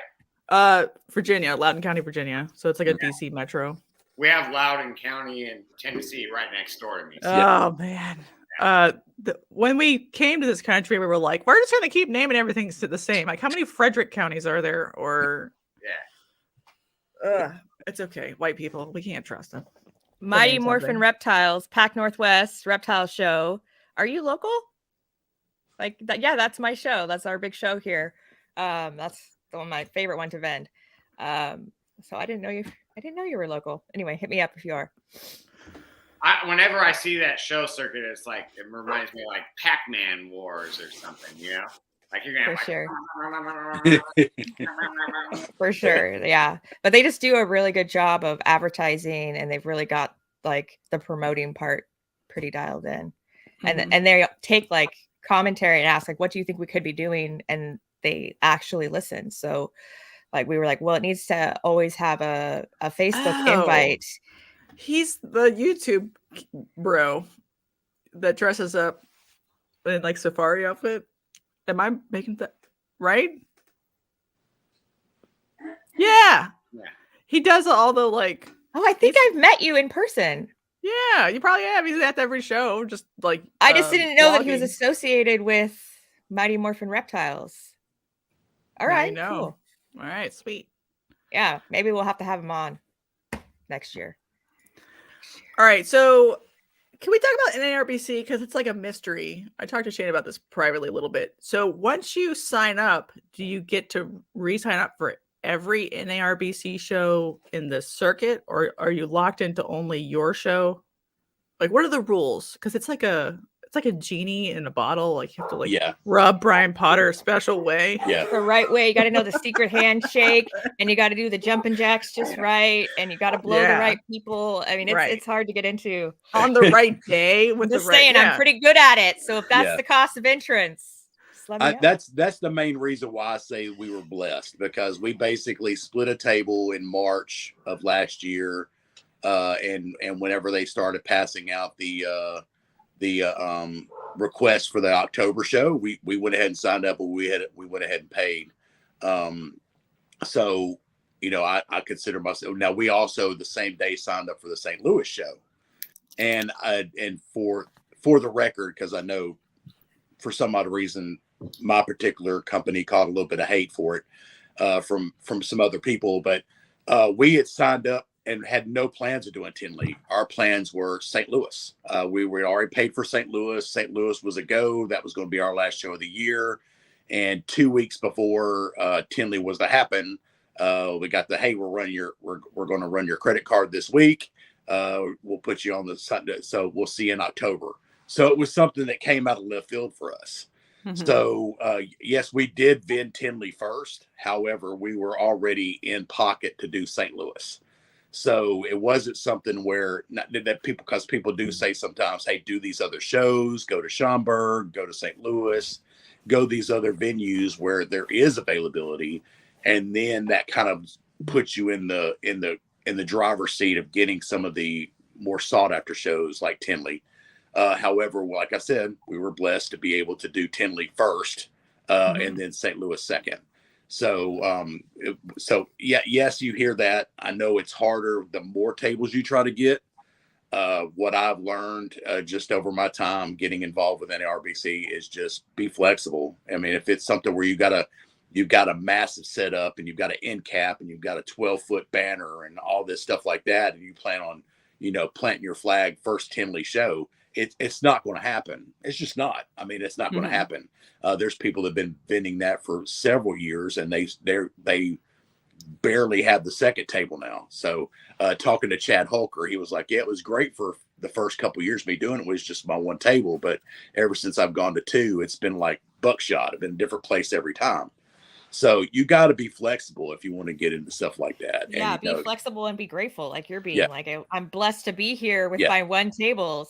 Thank you. So, someone says, hey, you want to come to Tinley with one table? You say, thank you, sir. Yeah. You don't say, oh, but I have a 2-table setup. No, you come to your one table and you rock the shit out of your one table. Yeah, exactly. I do better with an end cap, and I've got 100 animals. Well, make it an 8-foot spot. That's the best way to do it, because and you're saying that the other shows are like gateway shows. Like if you come and rock whatever you're doing at the other shows, then they might say, hey, we're going to bump you up to Tinley too. And that's true, because I've got a buddy of mine that he sets up with 3 tables every time, and he hasn't been able to make it to Tinley, but he's sold on the 3-table setup. That's how his business plan and structure works. So he doesn't do Tinley, but he does all the other shows around it. So are you forced to do both instances of the show, spring and fall?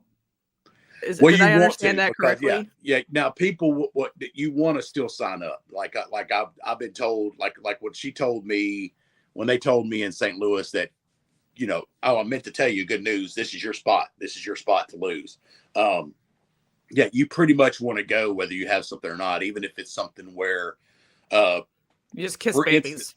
For instance, or you let somebody like share your table, but if you show up every Tinley, if you want to hold that spot. Exactly. So like, for example, October's my push show.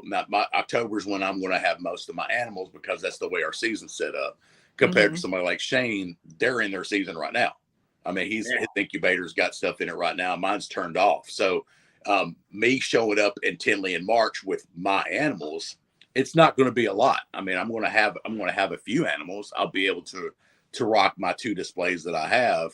But I wouldn't nearly have that if, so Shane's coming with us, so we're going to have a full table. That's a good between the marriage. both of us. It is a That's good beautiful. marriage. Yeah. Mm-hmm. So That's what I'm saying. so So like if you got Jessica, if you got into Tinley, obviously both of us would have more animals in the fall, but in the spring show, like we could go as holdback rack with your Yes. like the leftovers from Yeah. the season I'm before. just like a crybaby or something. Like, how many hours is it for you guys to drive to Tinley? it's right at about 6 for me. Right about That's 6. not too bad. See, Seven. Arlington's like 3 hours from me, so I would technically want to pick Arlington, right? Well- What about you, Shane? My whole goal is just to nail down March Tinley as my forever show, just because that's the way my seasons Mhm. work. I would love to do like Daytona in August or October Tinley, but I don't have babies then. I would have to hold stuff from the beginning of the year all the way to the end. So my whole goal is just March Tinley.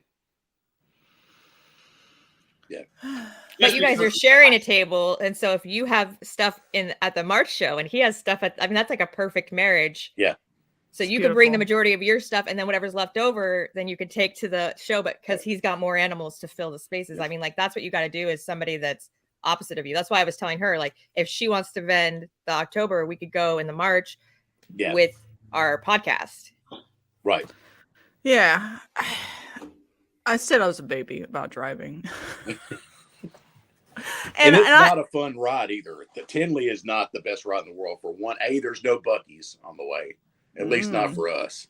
So that makes things not fun. But it's not a fun show, and it's not a fun show to drive up. It's a lot of flat. Yeah, driving to Florida feels more fun. Like, because I mean, it's getting warmer herp as you along go. the way. Yeah. So I love going east because there's the whole, hey, I'm in Central, hey, I'm in Eastern. No, now I'm back at Central. So there's that too. But like, you don't get that feel with Tinley. It really, honestly, the only thing that drives me when I drive Tinley is I'm going to get to see this person. I'm going to get to see this person. I'm going to eat pizza with this person. So it's like that's really what the drive is for Tinley. That's what I'm talking about. Chicago style pizza in Chicago. That's Chicago. Sign me up. Yeah, and like things that I'm like really passionate about, like corn snakes, do historically really bad at that show. I don't know if I would bring them at all. So then you're like, okay, which is fine, like a different show for a different audience. You bring the stuff that sells. And you got to remember now too that with Tinley, they're finally, after so many years, they're requiring vet checks. So you got to have a vet check for each species that you bring. So if you do bring boas and ball pythons, you would have to have 2 separate vet checks for each one. Luckily, USARC was on our side with it being last minute with us at this last show. So we were able to, they brought people out to actually do the vet checks for us on site for the people that were in areas where they couldn't get to a vet in time. Mm-hmm. Luckily for us in Tennessee, we have like I said, we have Alicia Harbin, and of course we have Tom Harbin down in Alabama. So we have people, and I've been blessed with having a good exotic animal doctor like within 5 minutes of us too. So it was good for me, but I saw some grunts and some pains from people that live out in where the sticks have sticks, and not having a vet.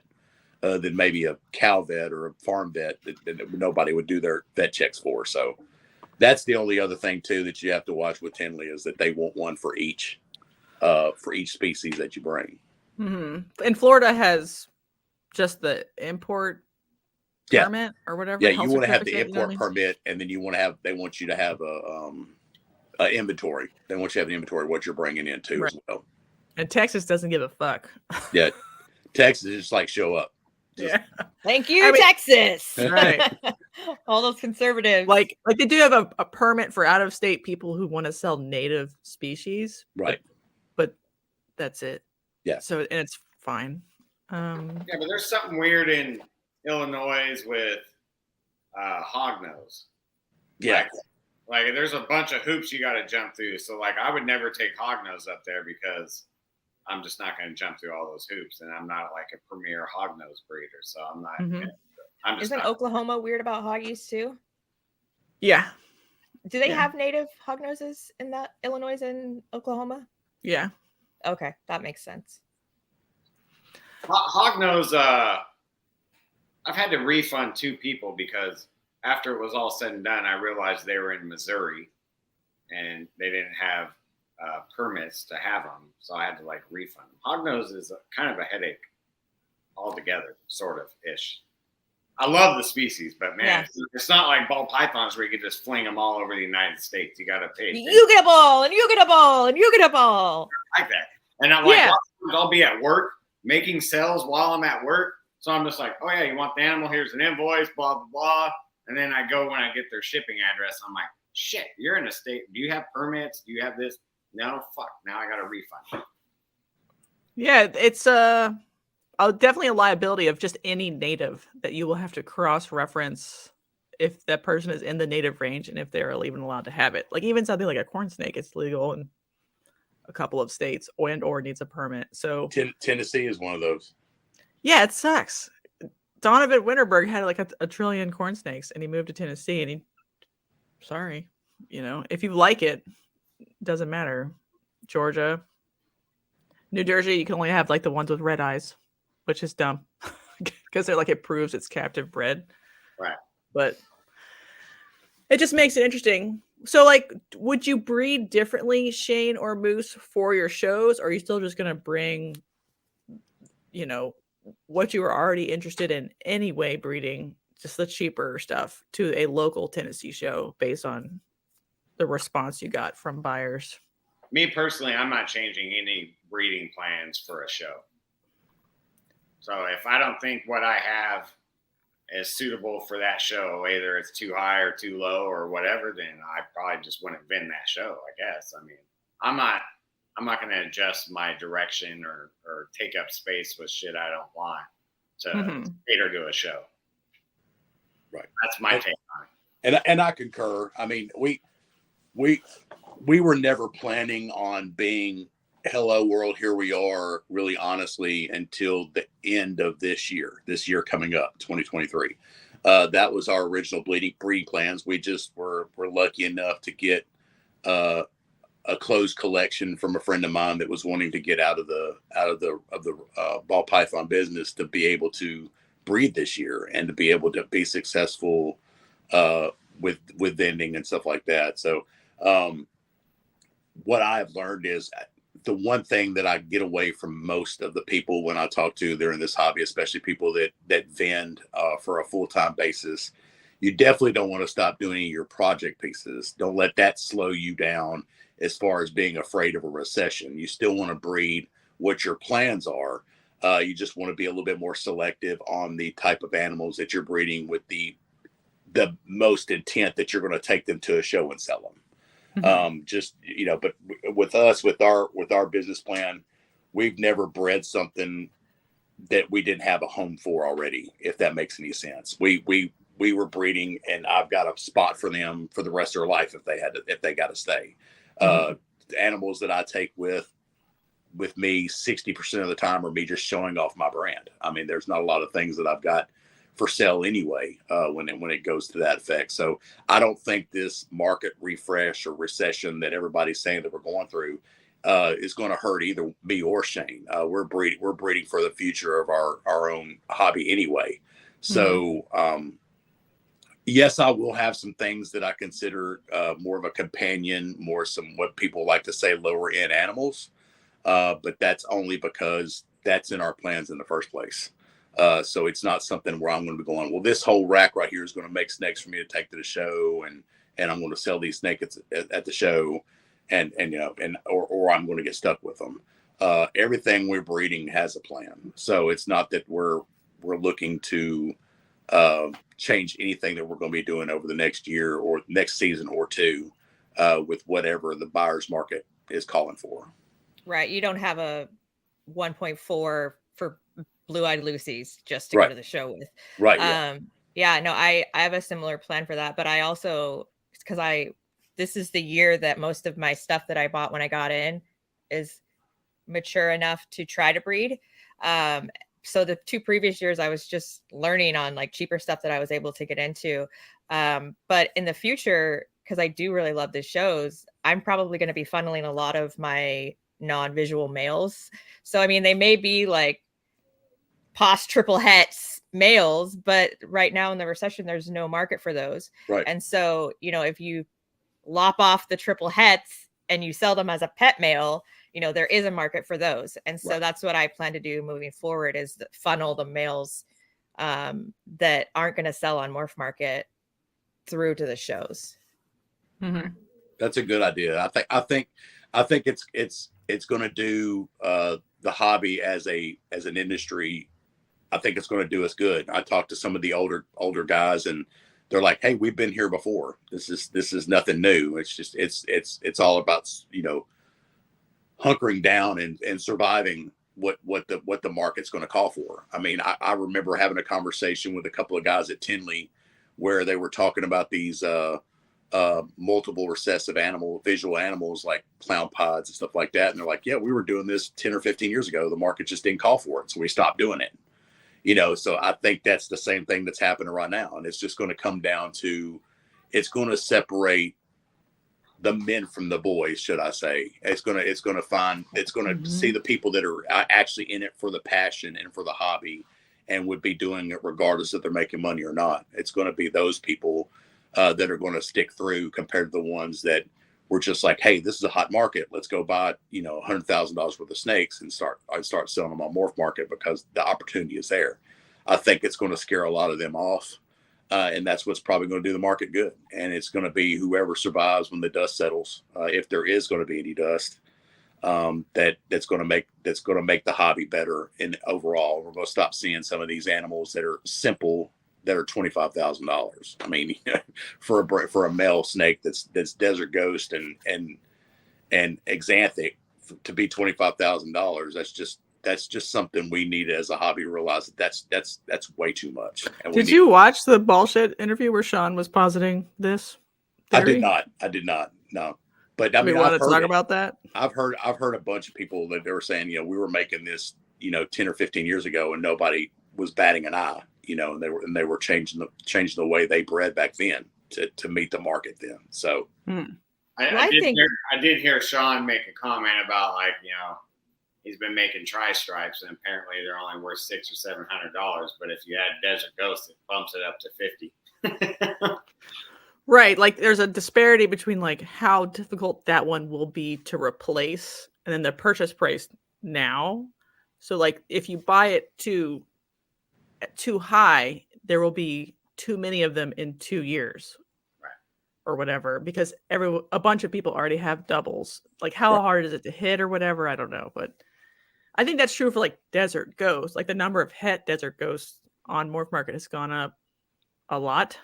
Right. So there will be as many clowns as there are Desert Ghost visuals in existence next year, 2 years from now or something. Because everyone's hunkered down and made a bunch. It's already taken a hit. I mean, I've huge hit. Yeah. Yeah. So, I mean, you know, I remember before it was like $11,000-$12,000 for just a Desert Ghost clown. But, you know, I could recall having a conversation with a breeder at Tinley where he was just pulling them out of the back of the thing. And it's like, just pick whichever one you want. I'll take $7,000 for them. You know, so it's already there. It's already happening. So you could just imagine what is going to happen over the next year when these people that bought in 2 years ago or bought in 3 years ago, what they're going to be going through and what in the market's. I'm feeling that with redhead, you know, with the redhead stuff that I'm dealing with. You know, I was brought in with a certain price market in mind, but I have to realize that market has changed. So what I thought would be this much money isn't going to be that much money when it's all said and done. I think that a lot of people forget that the old school people tell you, like, this is a long game. Breed what you love. Don't try to chase the trends, because if you're trying to chase the trends, you're already 3 years behind. Right. And so if you're buying in high, by the time you can sell, everybody else did the same thing as you. And now that whole market crashes because everybody's putting out het Desert Ghost because they got a Desert Ghost male and bred it to everything. Right. And so by the time we all get to the animals that we're selling high, everybody's like, I can get one anywhere for $200. And so you have to remember that when you're planning your breeding. I also think that the recession, like you said, is separating the boys from the men, or the girls from the women, because the people who are complaining about there being 50,000 animals on Morph Market, it's like, did you breed for what you wanted to hold back, or did you just breed for quantity? And so the people that came in and just breeding for quantity, and they have no avenue to sell it locally, or, you know, didn't have customers lined up to buy these things, they're trying to sell, you know, $100 snakes on Morph Market when the shipping's $90. No one's going to buy that animal. Right. And so if you go and you look on Morph Market at all these like really lower end animals, how many of those 50,000 are things that are under $500? A lot. And so, you know, you just have to really think about, that's why people try to advise you. It's a long game.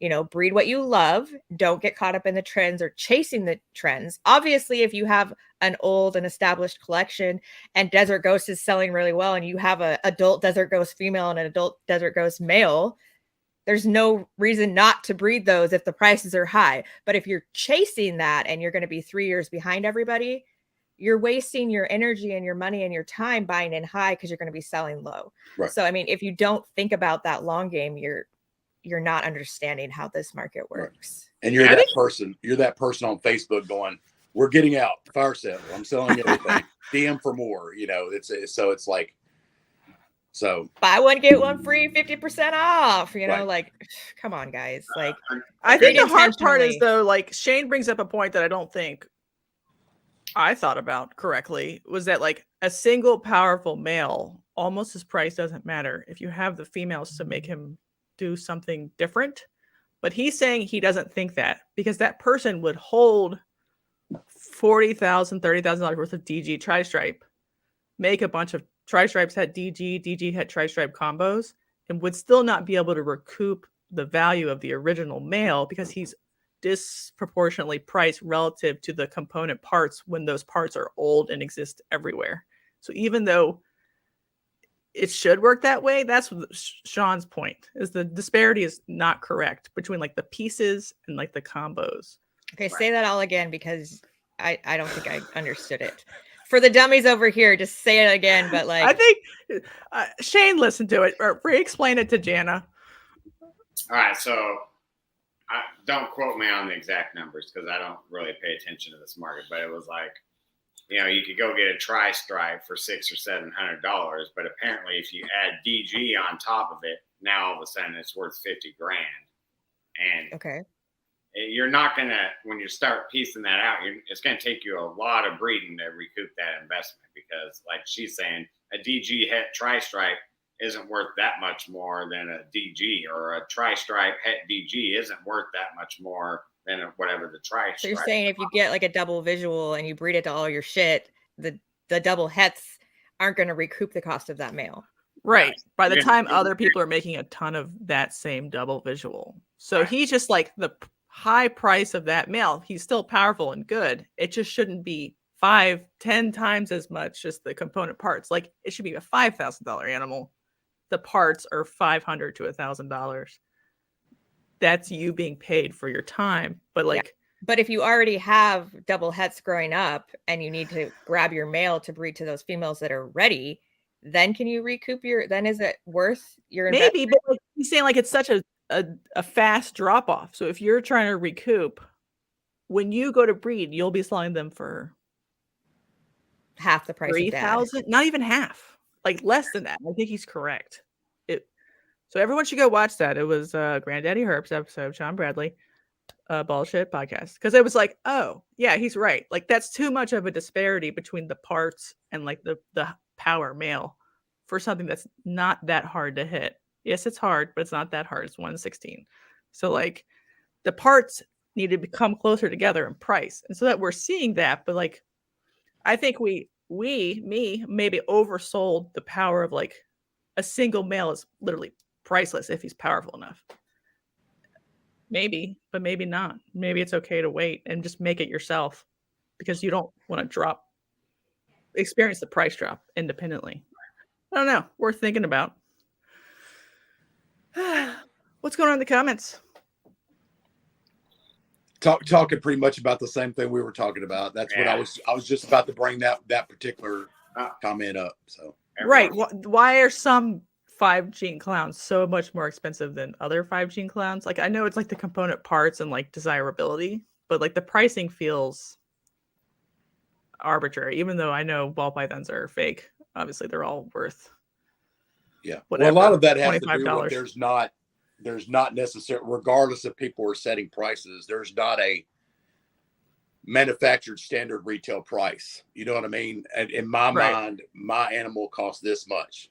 So that's why they put that price on that, compared to somebody that is playing a longer game. And this 5 or 6 gene animal is more of a hindrance to what their plans are. They might be okay with letting that go for significantly cheaper than it would be for somebody that this is their goal. This is their goal animal. Mm-hmm. And this is what I feel I've got, established into this animal. So since we don't have like necessarily this animal should cost this much, that's why you see a lot of times the different prices from one type of clown animal to the other. Yeah, it's not A plus B plus C equals an amount. If somebody's willing to pay it.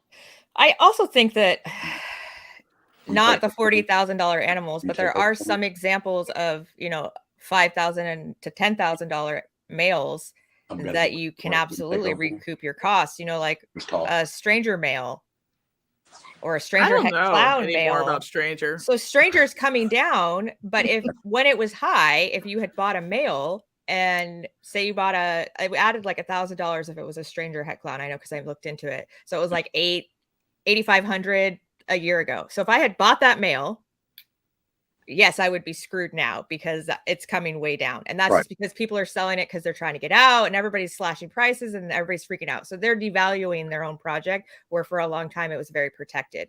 But 2 years ago, if you had done that, and then you take that male that you spent $10,000 on and you bred it to a clown, you bred it to, like your other project, a pied, and even if these were simple females that you had, breeding that stranger to it, you're going to recoup your $10,000. But you have to be careful. Some people are still sitting on strangers from 2 years ago because like the price police wouldn't let them price it at a price they could move it on. Right. So like there's a lot of strangers just sitting because like we're not sure who's going to pay chicken first. So like, yeah, I think they probably did make their money back. But like that's the question, is like, where on the curve do you want to buy in? Right. Do you want to buy in when the price is coming down faster or slower? Or do you want to, like, redhead's tough. Like I know you were probably told that you had to, what were you told? Let me just ask you, what were you told you had to price them at? Or were you told, or is there some kind of like meeting, some kind of secret cabal with like redhead people? Yeah. And they put on a hood. Let me tell you, we were told as part of a conglomerate to try to be a little bit more selective, with the people that we're allowing into the project, and B, make sure you're not losing your pants in the process, because it is an investment for those animals. It did cost us a little bit of money. I did eat a lot of ramen. Did they make you sign a contract? Yeah. I don't think there's anything wrong with a conglomerate about a new gene. I think that did a favor to stranger for a long time. If that did a favor to redhead for a long time, yeah, there's nothing wrong with launching. I'm just like curious how they chose to do it. Oh yeah, like a little Facebook group, that's nobody can find when they search for it. Dang it. Well, I mean, of course, I'm going to reach out to the people that I was able to get my animals from and just kind of get their 2 cents on things. But, people, you're still open to make your own decisions on how you're going to price the stuff. I personally have just decided that we're going to go Oldsmobile about it. There's going to be one price that we stick to when it comes to redhead, because 9 times out of 10, you're not buying that second animal from me. You're buying that first animal from me, especially with that gene in it. So it's almost like you're paying your dues to be able to be part of that program in the first place. So, like I said, our plan from the jump has always been that there's a spot for every animal. The next man up, so to speak. There's a spot for every animal we're going to make. So if we sell it, we do. If we don't, we'll make it part of our plans. So let me answer on the redhead too. I'm not part of the conglomerate, but I do ask like Moose and a couple other people what their suggested price is, and I try to respect that. Mm-hmm. Just out of mutual respect. Hi, baby. Yeah. So guys, I'm gonna hand this off to Jennifer because Gotham has called us. So I got called in early.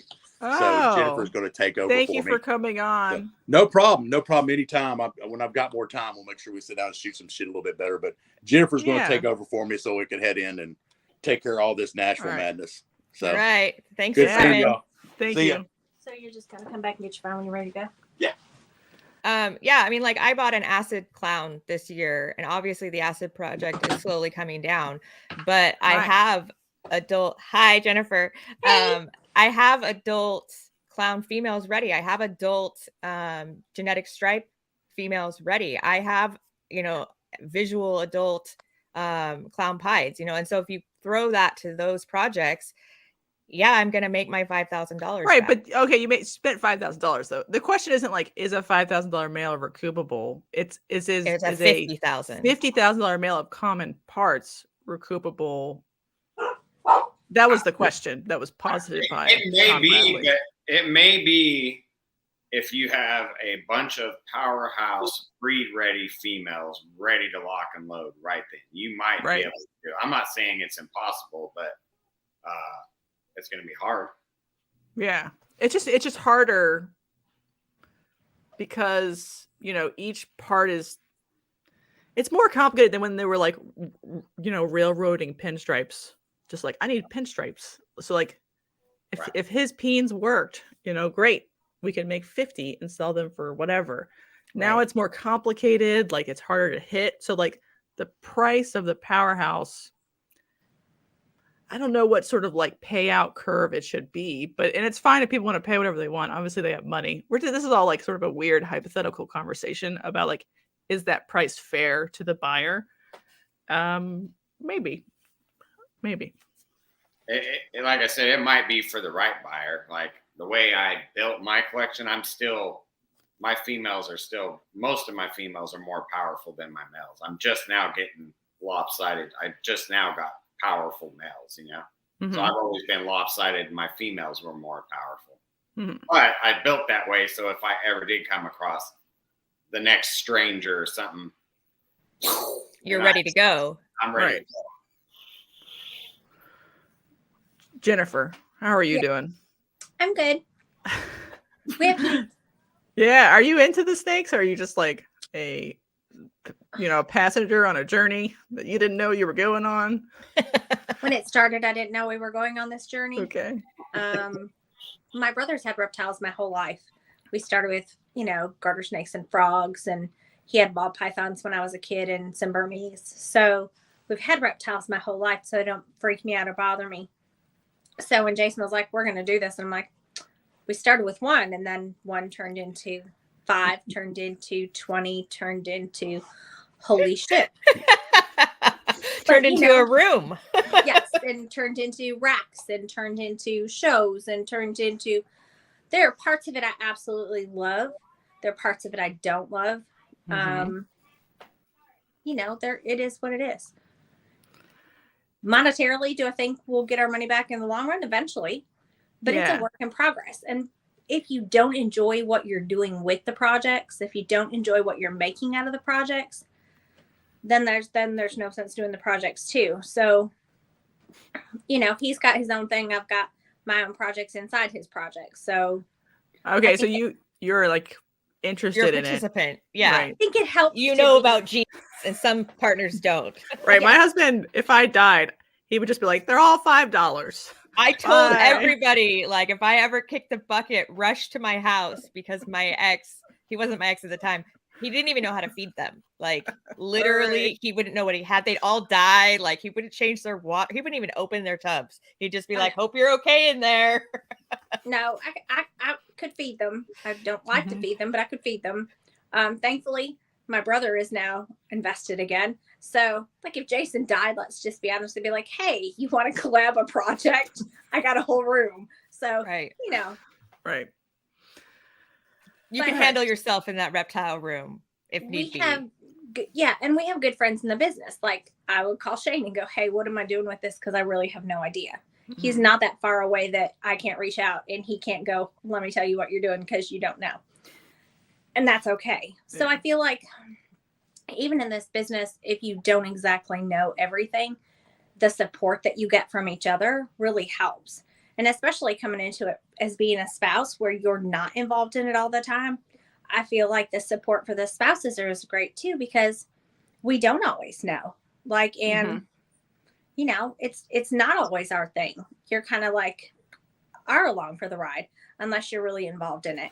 But there's, like I said, there's some things I absolutely adore about the process, and I get the process, and I think it's better to do it as a team because then it's something we can do together. Absolutely. Like if it just was his hobby and then I just was like, you do it yourself, then it's not as much fun. Like there'd be a lot of hours you didn't see your husband. Yeah. So now, like, you can ultrasound together, and you can change tubs together, and you can do that's hot. together. That is bond out together. Doing it right over there. Great balls of fire. I also think that my mind just went blank. Dang it. Oh, the community. So we do have a unique community that's extremely tight knit and supportive, and I don't find any other business communities to be hey babe, do you have a rat in there? To be like that, the camaraderie, or that I'll teach you if you don't know. Most people are like, we're competitors, F off. And in this hobby, I feel like, oh, you don't know, let me show you. Yeah, and I feel like that's a great thing. And it's like, oh, like even Shane, like I loved when he lived in California. And like, hey, you're thinking of coming this way, come stay with us. Like, we have a small, really tiny house, but come hang out, come check it out. Come check out Tennessee. This is what it's about, you know? And I was really excited that we got to vend our first show together last weekend. And look, I got to be a soccer mom to his kids because I don't have kids of my own. And like, I was like, I got to be like the best soccer mom for a whole weekend, and it was great. So, you know, there are parts of it that, yeah, I think it is a community. And I think that if we look out and take care of each other, that's part of it. It's absolutely part of it. It's a I huge think draw. Like a good crew, like you all have a good ball python crew, would make you want to go to a show even if you're going to lose money on that show, like, because then you have like the friendship or whatever. That's what I keep trying to tell him, that, you know, it doesn't matter. I mean, it does matter, let's be honest, it matters, but yeah, it does. We went to St. Louis and it was a complete bust. We lost $1,000, $1,200 easy going to St. Louis. But the relationships we made there, and the you know, you can't replace those. We had breakfast with Mary and Tom Harbin, and then I had breakfast with Yeti and his daughter, and like there are some relationships, and we sat with Zach all weekend. So it's those relationships where you get down to sit down and talk and hash out what's going on in everybody's lives, and those are the things that you can't replace. It may not be always, hey, I sold this snake and it was great. It may be about the relationships that you're forging to move your future anyhow. You put faces to names. We networked. Yeah, I mean, there's some sort of like break-even point where you're like, I can't do every show and lose money every time. Yeah. But also, if you're doing it, sometimes you can be like, that money went to advertising, that money went to FaceTime with people, that money went to networking, that money went to, I mean, it's all establishing connections. A business deduction. All right, I guess he has to take his phone, so it was nice to see y'all. All right. All right. Bye. Yes, ma'am. Bye. We'll have you back. You just wait. All right. All right. Jana, do you want to do your movie thing since we're at the end? What the fuck did I watch? So the winner was Mononoke Princess. Mononoke? How do you even say that? It's so bad. Princess Mononoke? Yeah, that. I am not an anime fan. I am still not an anime fan. And I watched that and I just was so confused that I messaged Jessica and I was like, what the fuck did I just watch? It was like Moana and Ferngully and what was the other one I threw in there? Oh, Bambi. All had a baby and it was this movie. And then I was still just like, there were parts of it that I just first like, question. Totally were you giving it your full effort, or were you watching it on your laptop and mostly playing on your phone? And sort of I did not have my phone out the entire time. I did not have my kids out. I was not doing anything but watching this movie, and I was still just like,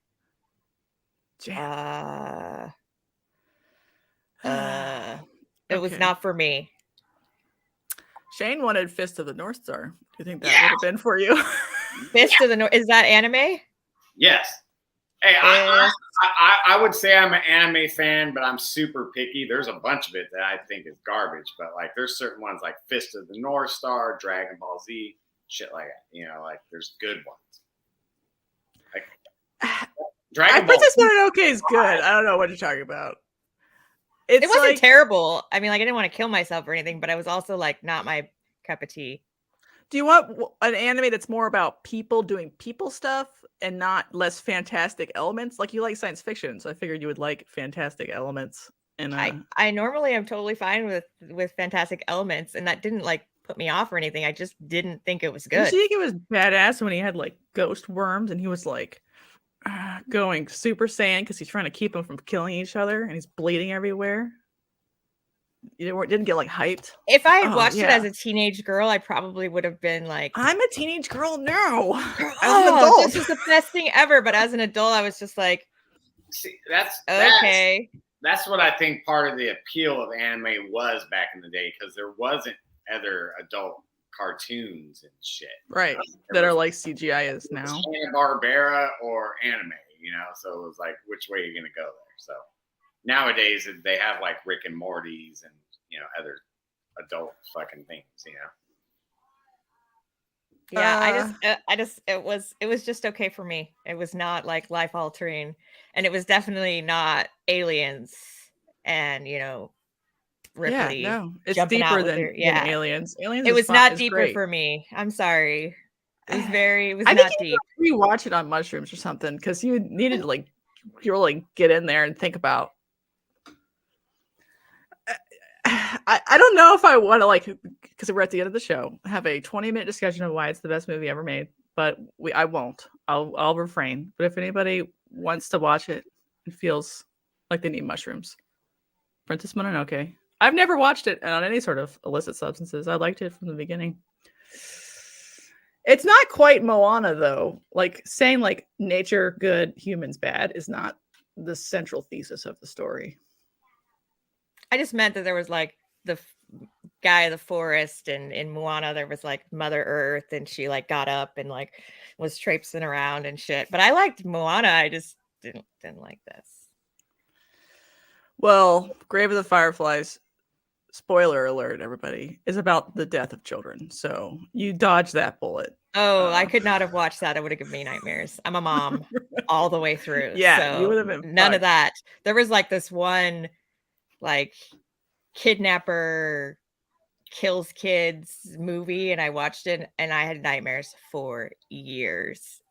I don't play with that kind of it shit. was historical context based on a novel, but you still get to watch them die. So ruins your day. Yeah, I'm glad I didn't have to watch that. Shane, do you want to pick her next two like competing movies? But not anime. We'll do that another anime. time.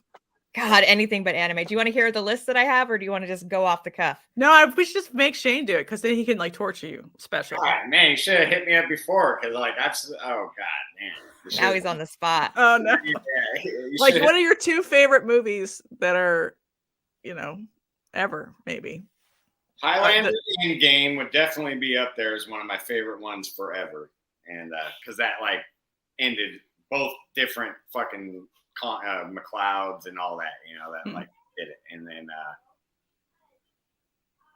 man, I don't know, The Notebook. No.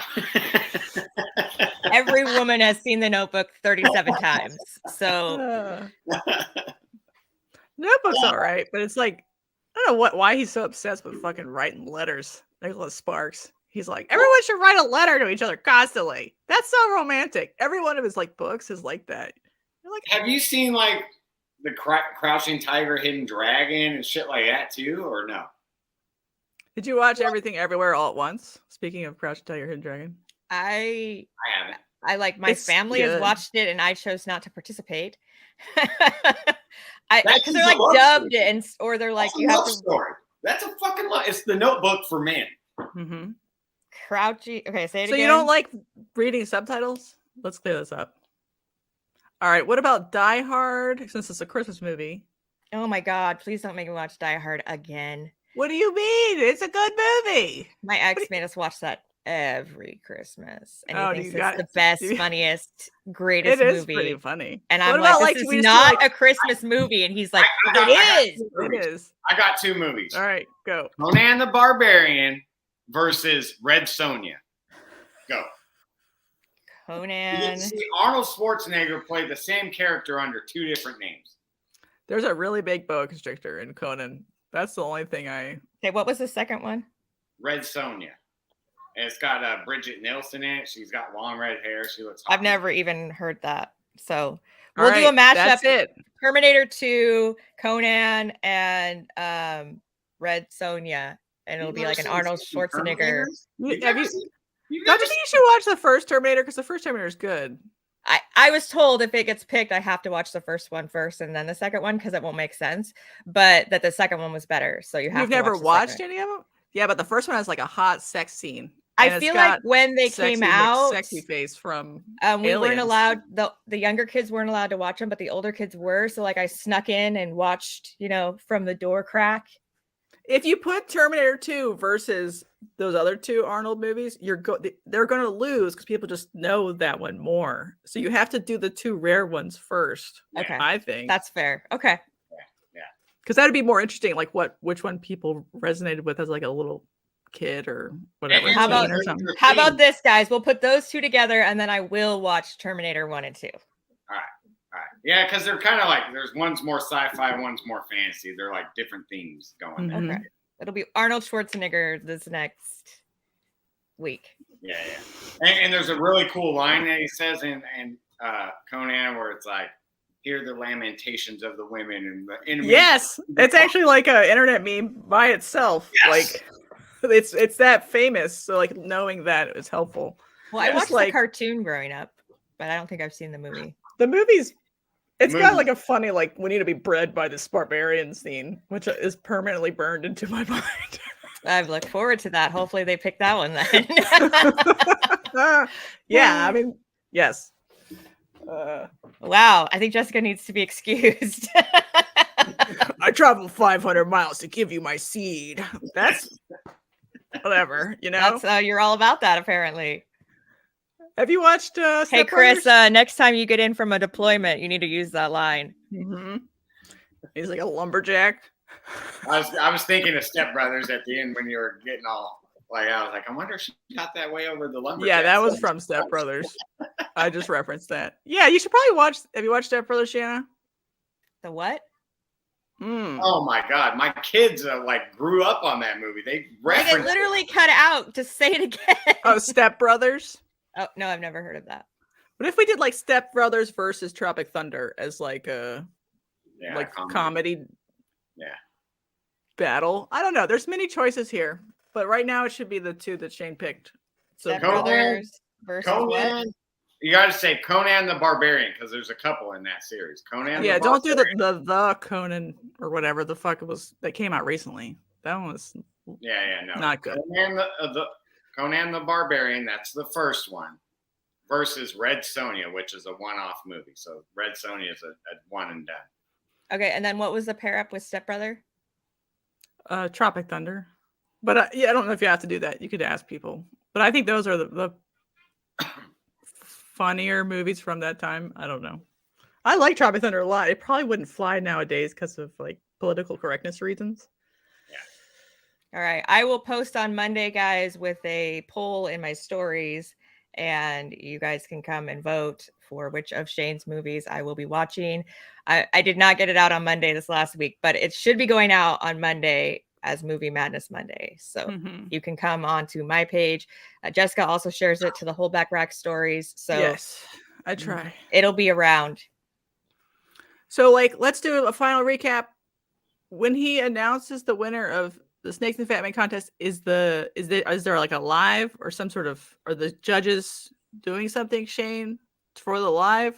Let's tell people what's happening. 'Cause I don't It's actually gonna know. be because it comes out on Christmas Day, so it'll be like a recorded episode. Chris's part might be live. I'm not sure about that. I don't know. Okay. I'm And pretty sure it's all pre-recorded. Like the judges are going to drop videos to him, and then he'll announce the popular vote. But I think it's all pre-recorded and going to get plugged in and then uploaded at a certain time. Yeah. Okay, so everybody vote the next 2 days. I think it's going up like noon Eastern time on Christmas.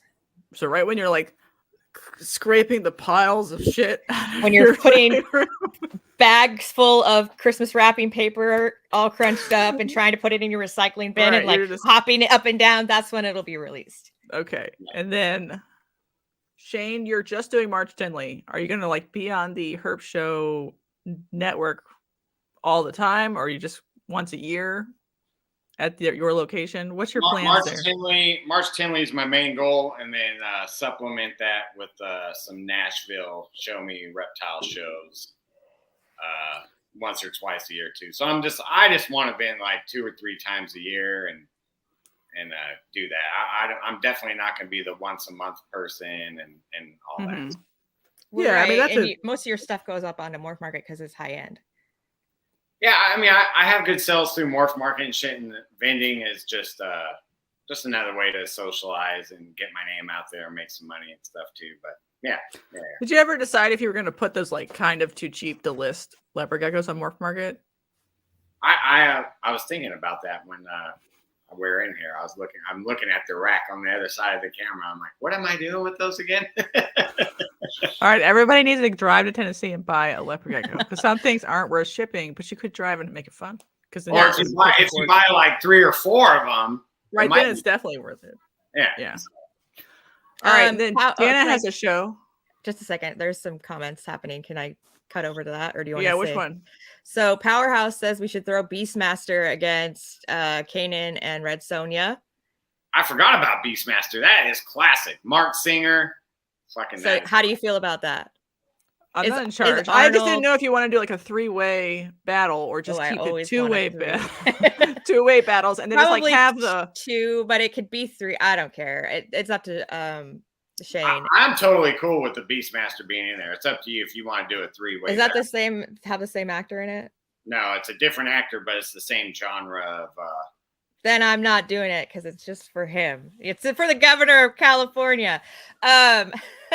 Lindsay also said, how are they supposed to be able to know who's winning if it's pre-recorded? So the judges vote, is it due Friday or Saturday? Is it due, whatever, it's due before the end of the contest. So they don't know who's winning the popular vote when they put in their vote. Is that correct? That is correct. I won't know who won until the episode airs. So. No one will know until it airs. And then the voting cuts off at midnight Eastern time, Christmas Eve, or 11:59. And then I believe that Chris will pop it in and record before he uploads it, announcing the winner and who won the popular vote. So it will be after everything closes. So it's not pre-recorded like he hasn't done it already. It will be recorded after it's closed. And so then, the thing that he's releasing won't be live. It will be pre-recorded, if that makes sense. That doesn't mean that it'll happen the day before, but he's going to, plug in all the clips of the judges and the whatever he is saying. So you'll see it. It's not, it's well done. Just wait to see. We'll see who wins. Go vote for Jana. I don't know, guys. I'm getting worried. I might throw up before it comes out. We'll see. Are you that nervous? Yeah, I'm really nervous. I mean, Leviathan, don't vote for them. They killed it. I mean, they just have cinematic reels. The quality and the professionalism that goes into their reels, like I can't compete with that because I don't even know what I'm doing for regular reels. So there's some, it's hard that it's like a smart 2-man team. You know they're unbeatable 2-man team, but they don't need it. They don't need it. They've got 20,000 fans, and they have a good YouTube following. Like, what are you doing in this contest? Get the hell out of here, So, there's some really good competition this year. It's not I feel like in the 2 years prior, it's been winner by a landslide, and everyone knew who was going to win before it was announced. And the top 5 of us have no idea who's going to win. Literally. No clue. So it could really be any of the top 5. Shane, who do you think is going to win? Actually, don't answer that. but Yeah, I can can't wink. answer that. I don't think I was gonna say I don't think he can tell. I know he can't. I was putting him on the spot, being I'm not Julie, what happens? yeah, what happens? So if you You win, get an all expense paid trip to Jamaica. You get and a free couch. So you get to do the very first 2-hour Snakes and the Fat Man episode. You get to pick your 15 minutes of fame, 15 minutes of lame contestant that's going to be on your show. It can be anybody you want. And then I think, because that's what he did this year, I think that at the end of the year, you'll get to be on the judge panel but he hasn't said that anywhere, so don't quote me. But I think you get to be a judge in future competitions. So you're just kind of always associated with it. It's a lot of good advertising for your business. It's a lot of good exposure. It's just a positive thing that you can't really quantify unless you're participating in it or you're watching the contest closely. So like my social media went from like a reach of like 2,000 to a reach of like 15,000 in the last month. And so, like the exposure that you're getting, even if you don't win, is just phenomenal and really good for your business. Yeah. So it's not super quantifiable, but it's good. It's positive. Mm-hmm. I need to toot my own horn for a second. I've never said this publicly, but I'm the one that started the you get to pick your own 15 minutes of lame guest for your episode. Whoa, hashtag hot take. You get to sometimes make up your own rules. I won the first year. There wasn't rules yet. And so I was like, hey, I want to pick my 15 minutes of lame. And he's like, well, that wasn't the deal, but since you did such a good job, yeah, I'll let you go ahead, whatever. So, and then it's been a tradition since. So, yeah. Wow. You learned something new. All right, I think we're done. Are we done? We're totally done. Feel done. Thank you, Shane, for coming on and sharing us all your dirty numbers. Yeah. I loved them all. We'll have to do like a post-Henley show, because I think this October was still sort of like the market was getting worse, but it wasn't like terrible yet. And I feel like people started to feel it. But March should be interesting because it could be better because the tax season money's in. People could already have their tax money, and it could be fine. It might be fine. So it just will be interesting what happens post-Henley. We forgot some numbers, though. You didn't ask me what the door numbers were. Oh, motherfucker. All right, hit me. All right, so I don't know the final take, but about like 1 or 2 o'clock on Sunday, I was told that we had 3,000 in the door on Saturday. And at that point, mid-afternoon, it was 1,000 on Sunday. So 4,000 or more. That's pretty dang good, especially for how many shows you guys have out there. Yeah. That's like a really good showing, I feel like, for a Southern show. I guess it's sort of like in the middle. Like like Reptile Nation, didn't they do like 12,000 or something? It's a big show though. Yeah, I'm not sure about Reptile Nation. Yeah, I don't know. It's hard to decide like if you should vend if you're only going to make a tiny bit above your expenses, which I guess we've already talked about, but that's better than 300 people, which is what was my show me show. Ooh, 300 people. See that one? They're actually doing 3 slots of that. Mickey's doing 3, and I'm like, do we need 3 a year of that particular show? 1 a year. Yeah, tops. Right. For whatever reason, it's just not doing good. So, and maybe it was better in the past, but yikes. All right, Jana's gonna watch a young, virile Arnold Schwarzenegger. Shane, where can we find you if we need some leopard geckos? Instagram, Morph Market are the best 2 places to get a hold of me. And if his leopard geckos aren't listed, just DM him and he'll hook you up. I plan on listing them tomorrow. I just listed snakes yesterday. I got videos to film today. Tomorrow's going to be the leopard geckos. Right. So while you're getting your cookies on Christmas Day when you're kids, you can go browse Morph Market and go check out all the snakes that Shane and leopard geckos that Shane's been sitting on for the show, because now whatever came back is ready to go. That was my thought. Somebody might get Christmas money and want to blow it on an animal, and I'll be there for them. You'll be Yes. there ready to receive them Christmas monies. Also, All right. Merry Christmas, everybody. Happy All right. Hanukkah. Happy holidays. Happy Hanukkah. Whatever Stay you safe with celebrate. the weather. Oh Yes. Lord, the weather. Stay safe. Don't break a hip. That's no bueno. Stay All right. warm, stay safe, and have a great time, guys. Bye. Bye. See you next week. It takes forever to click the button.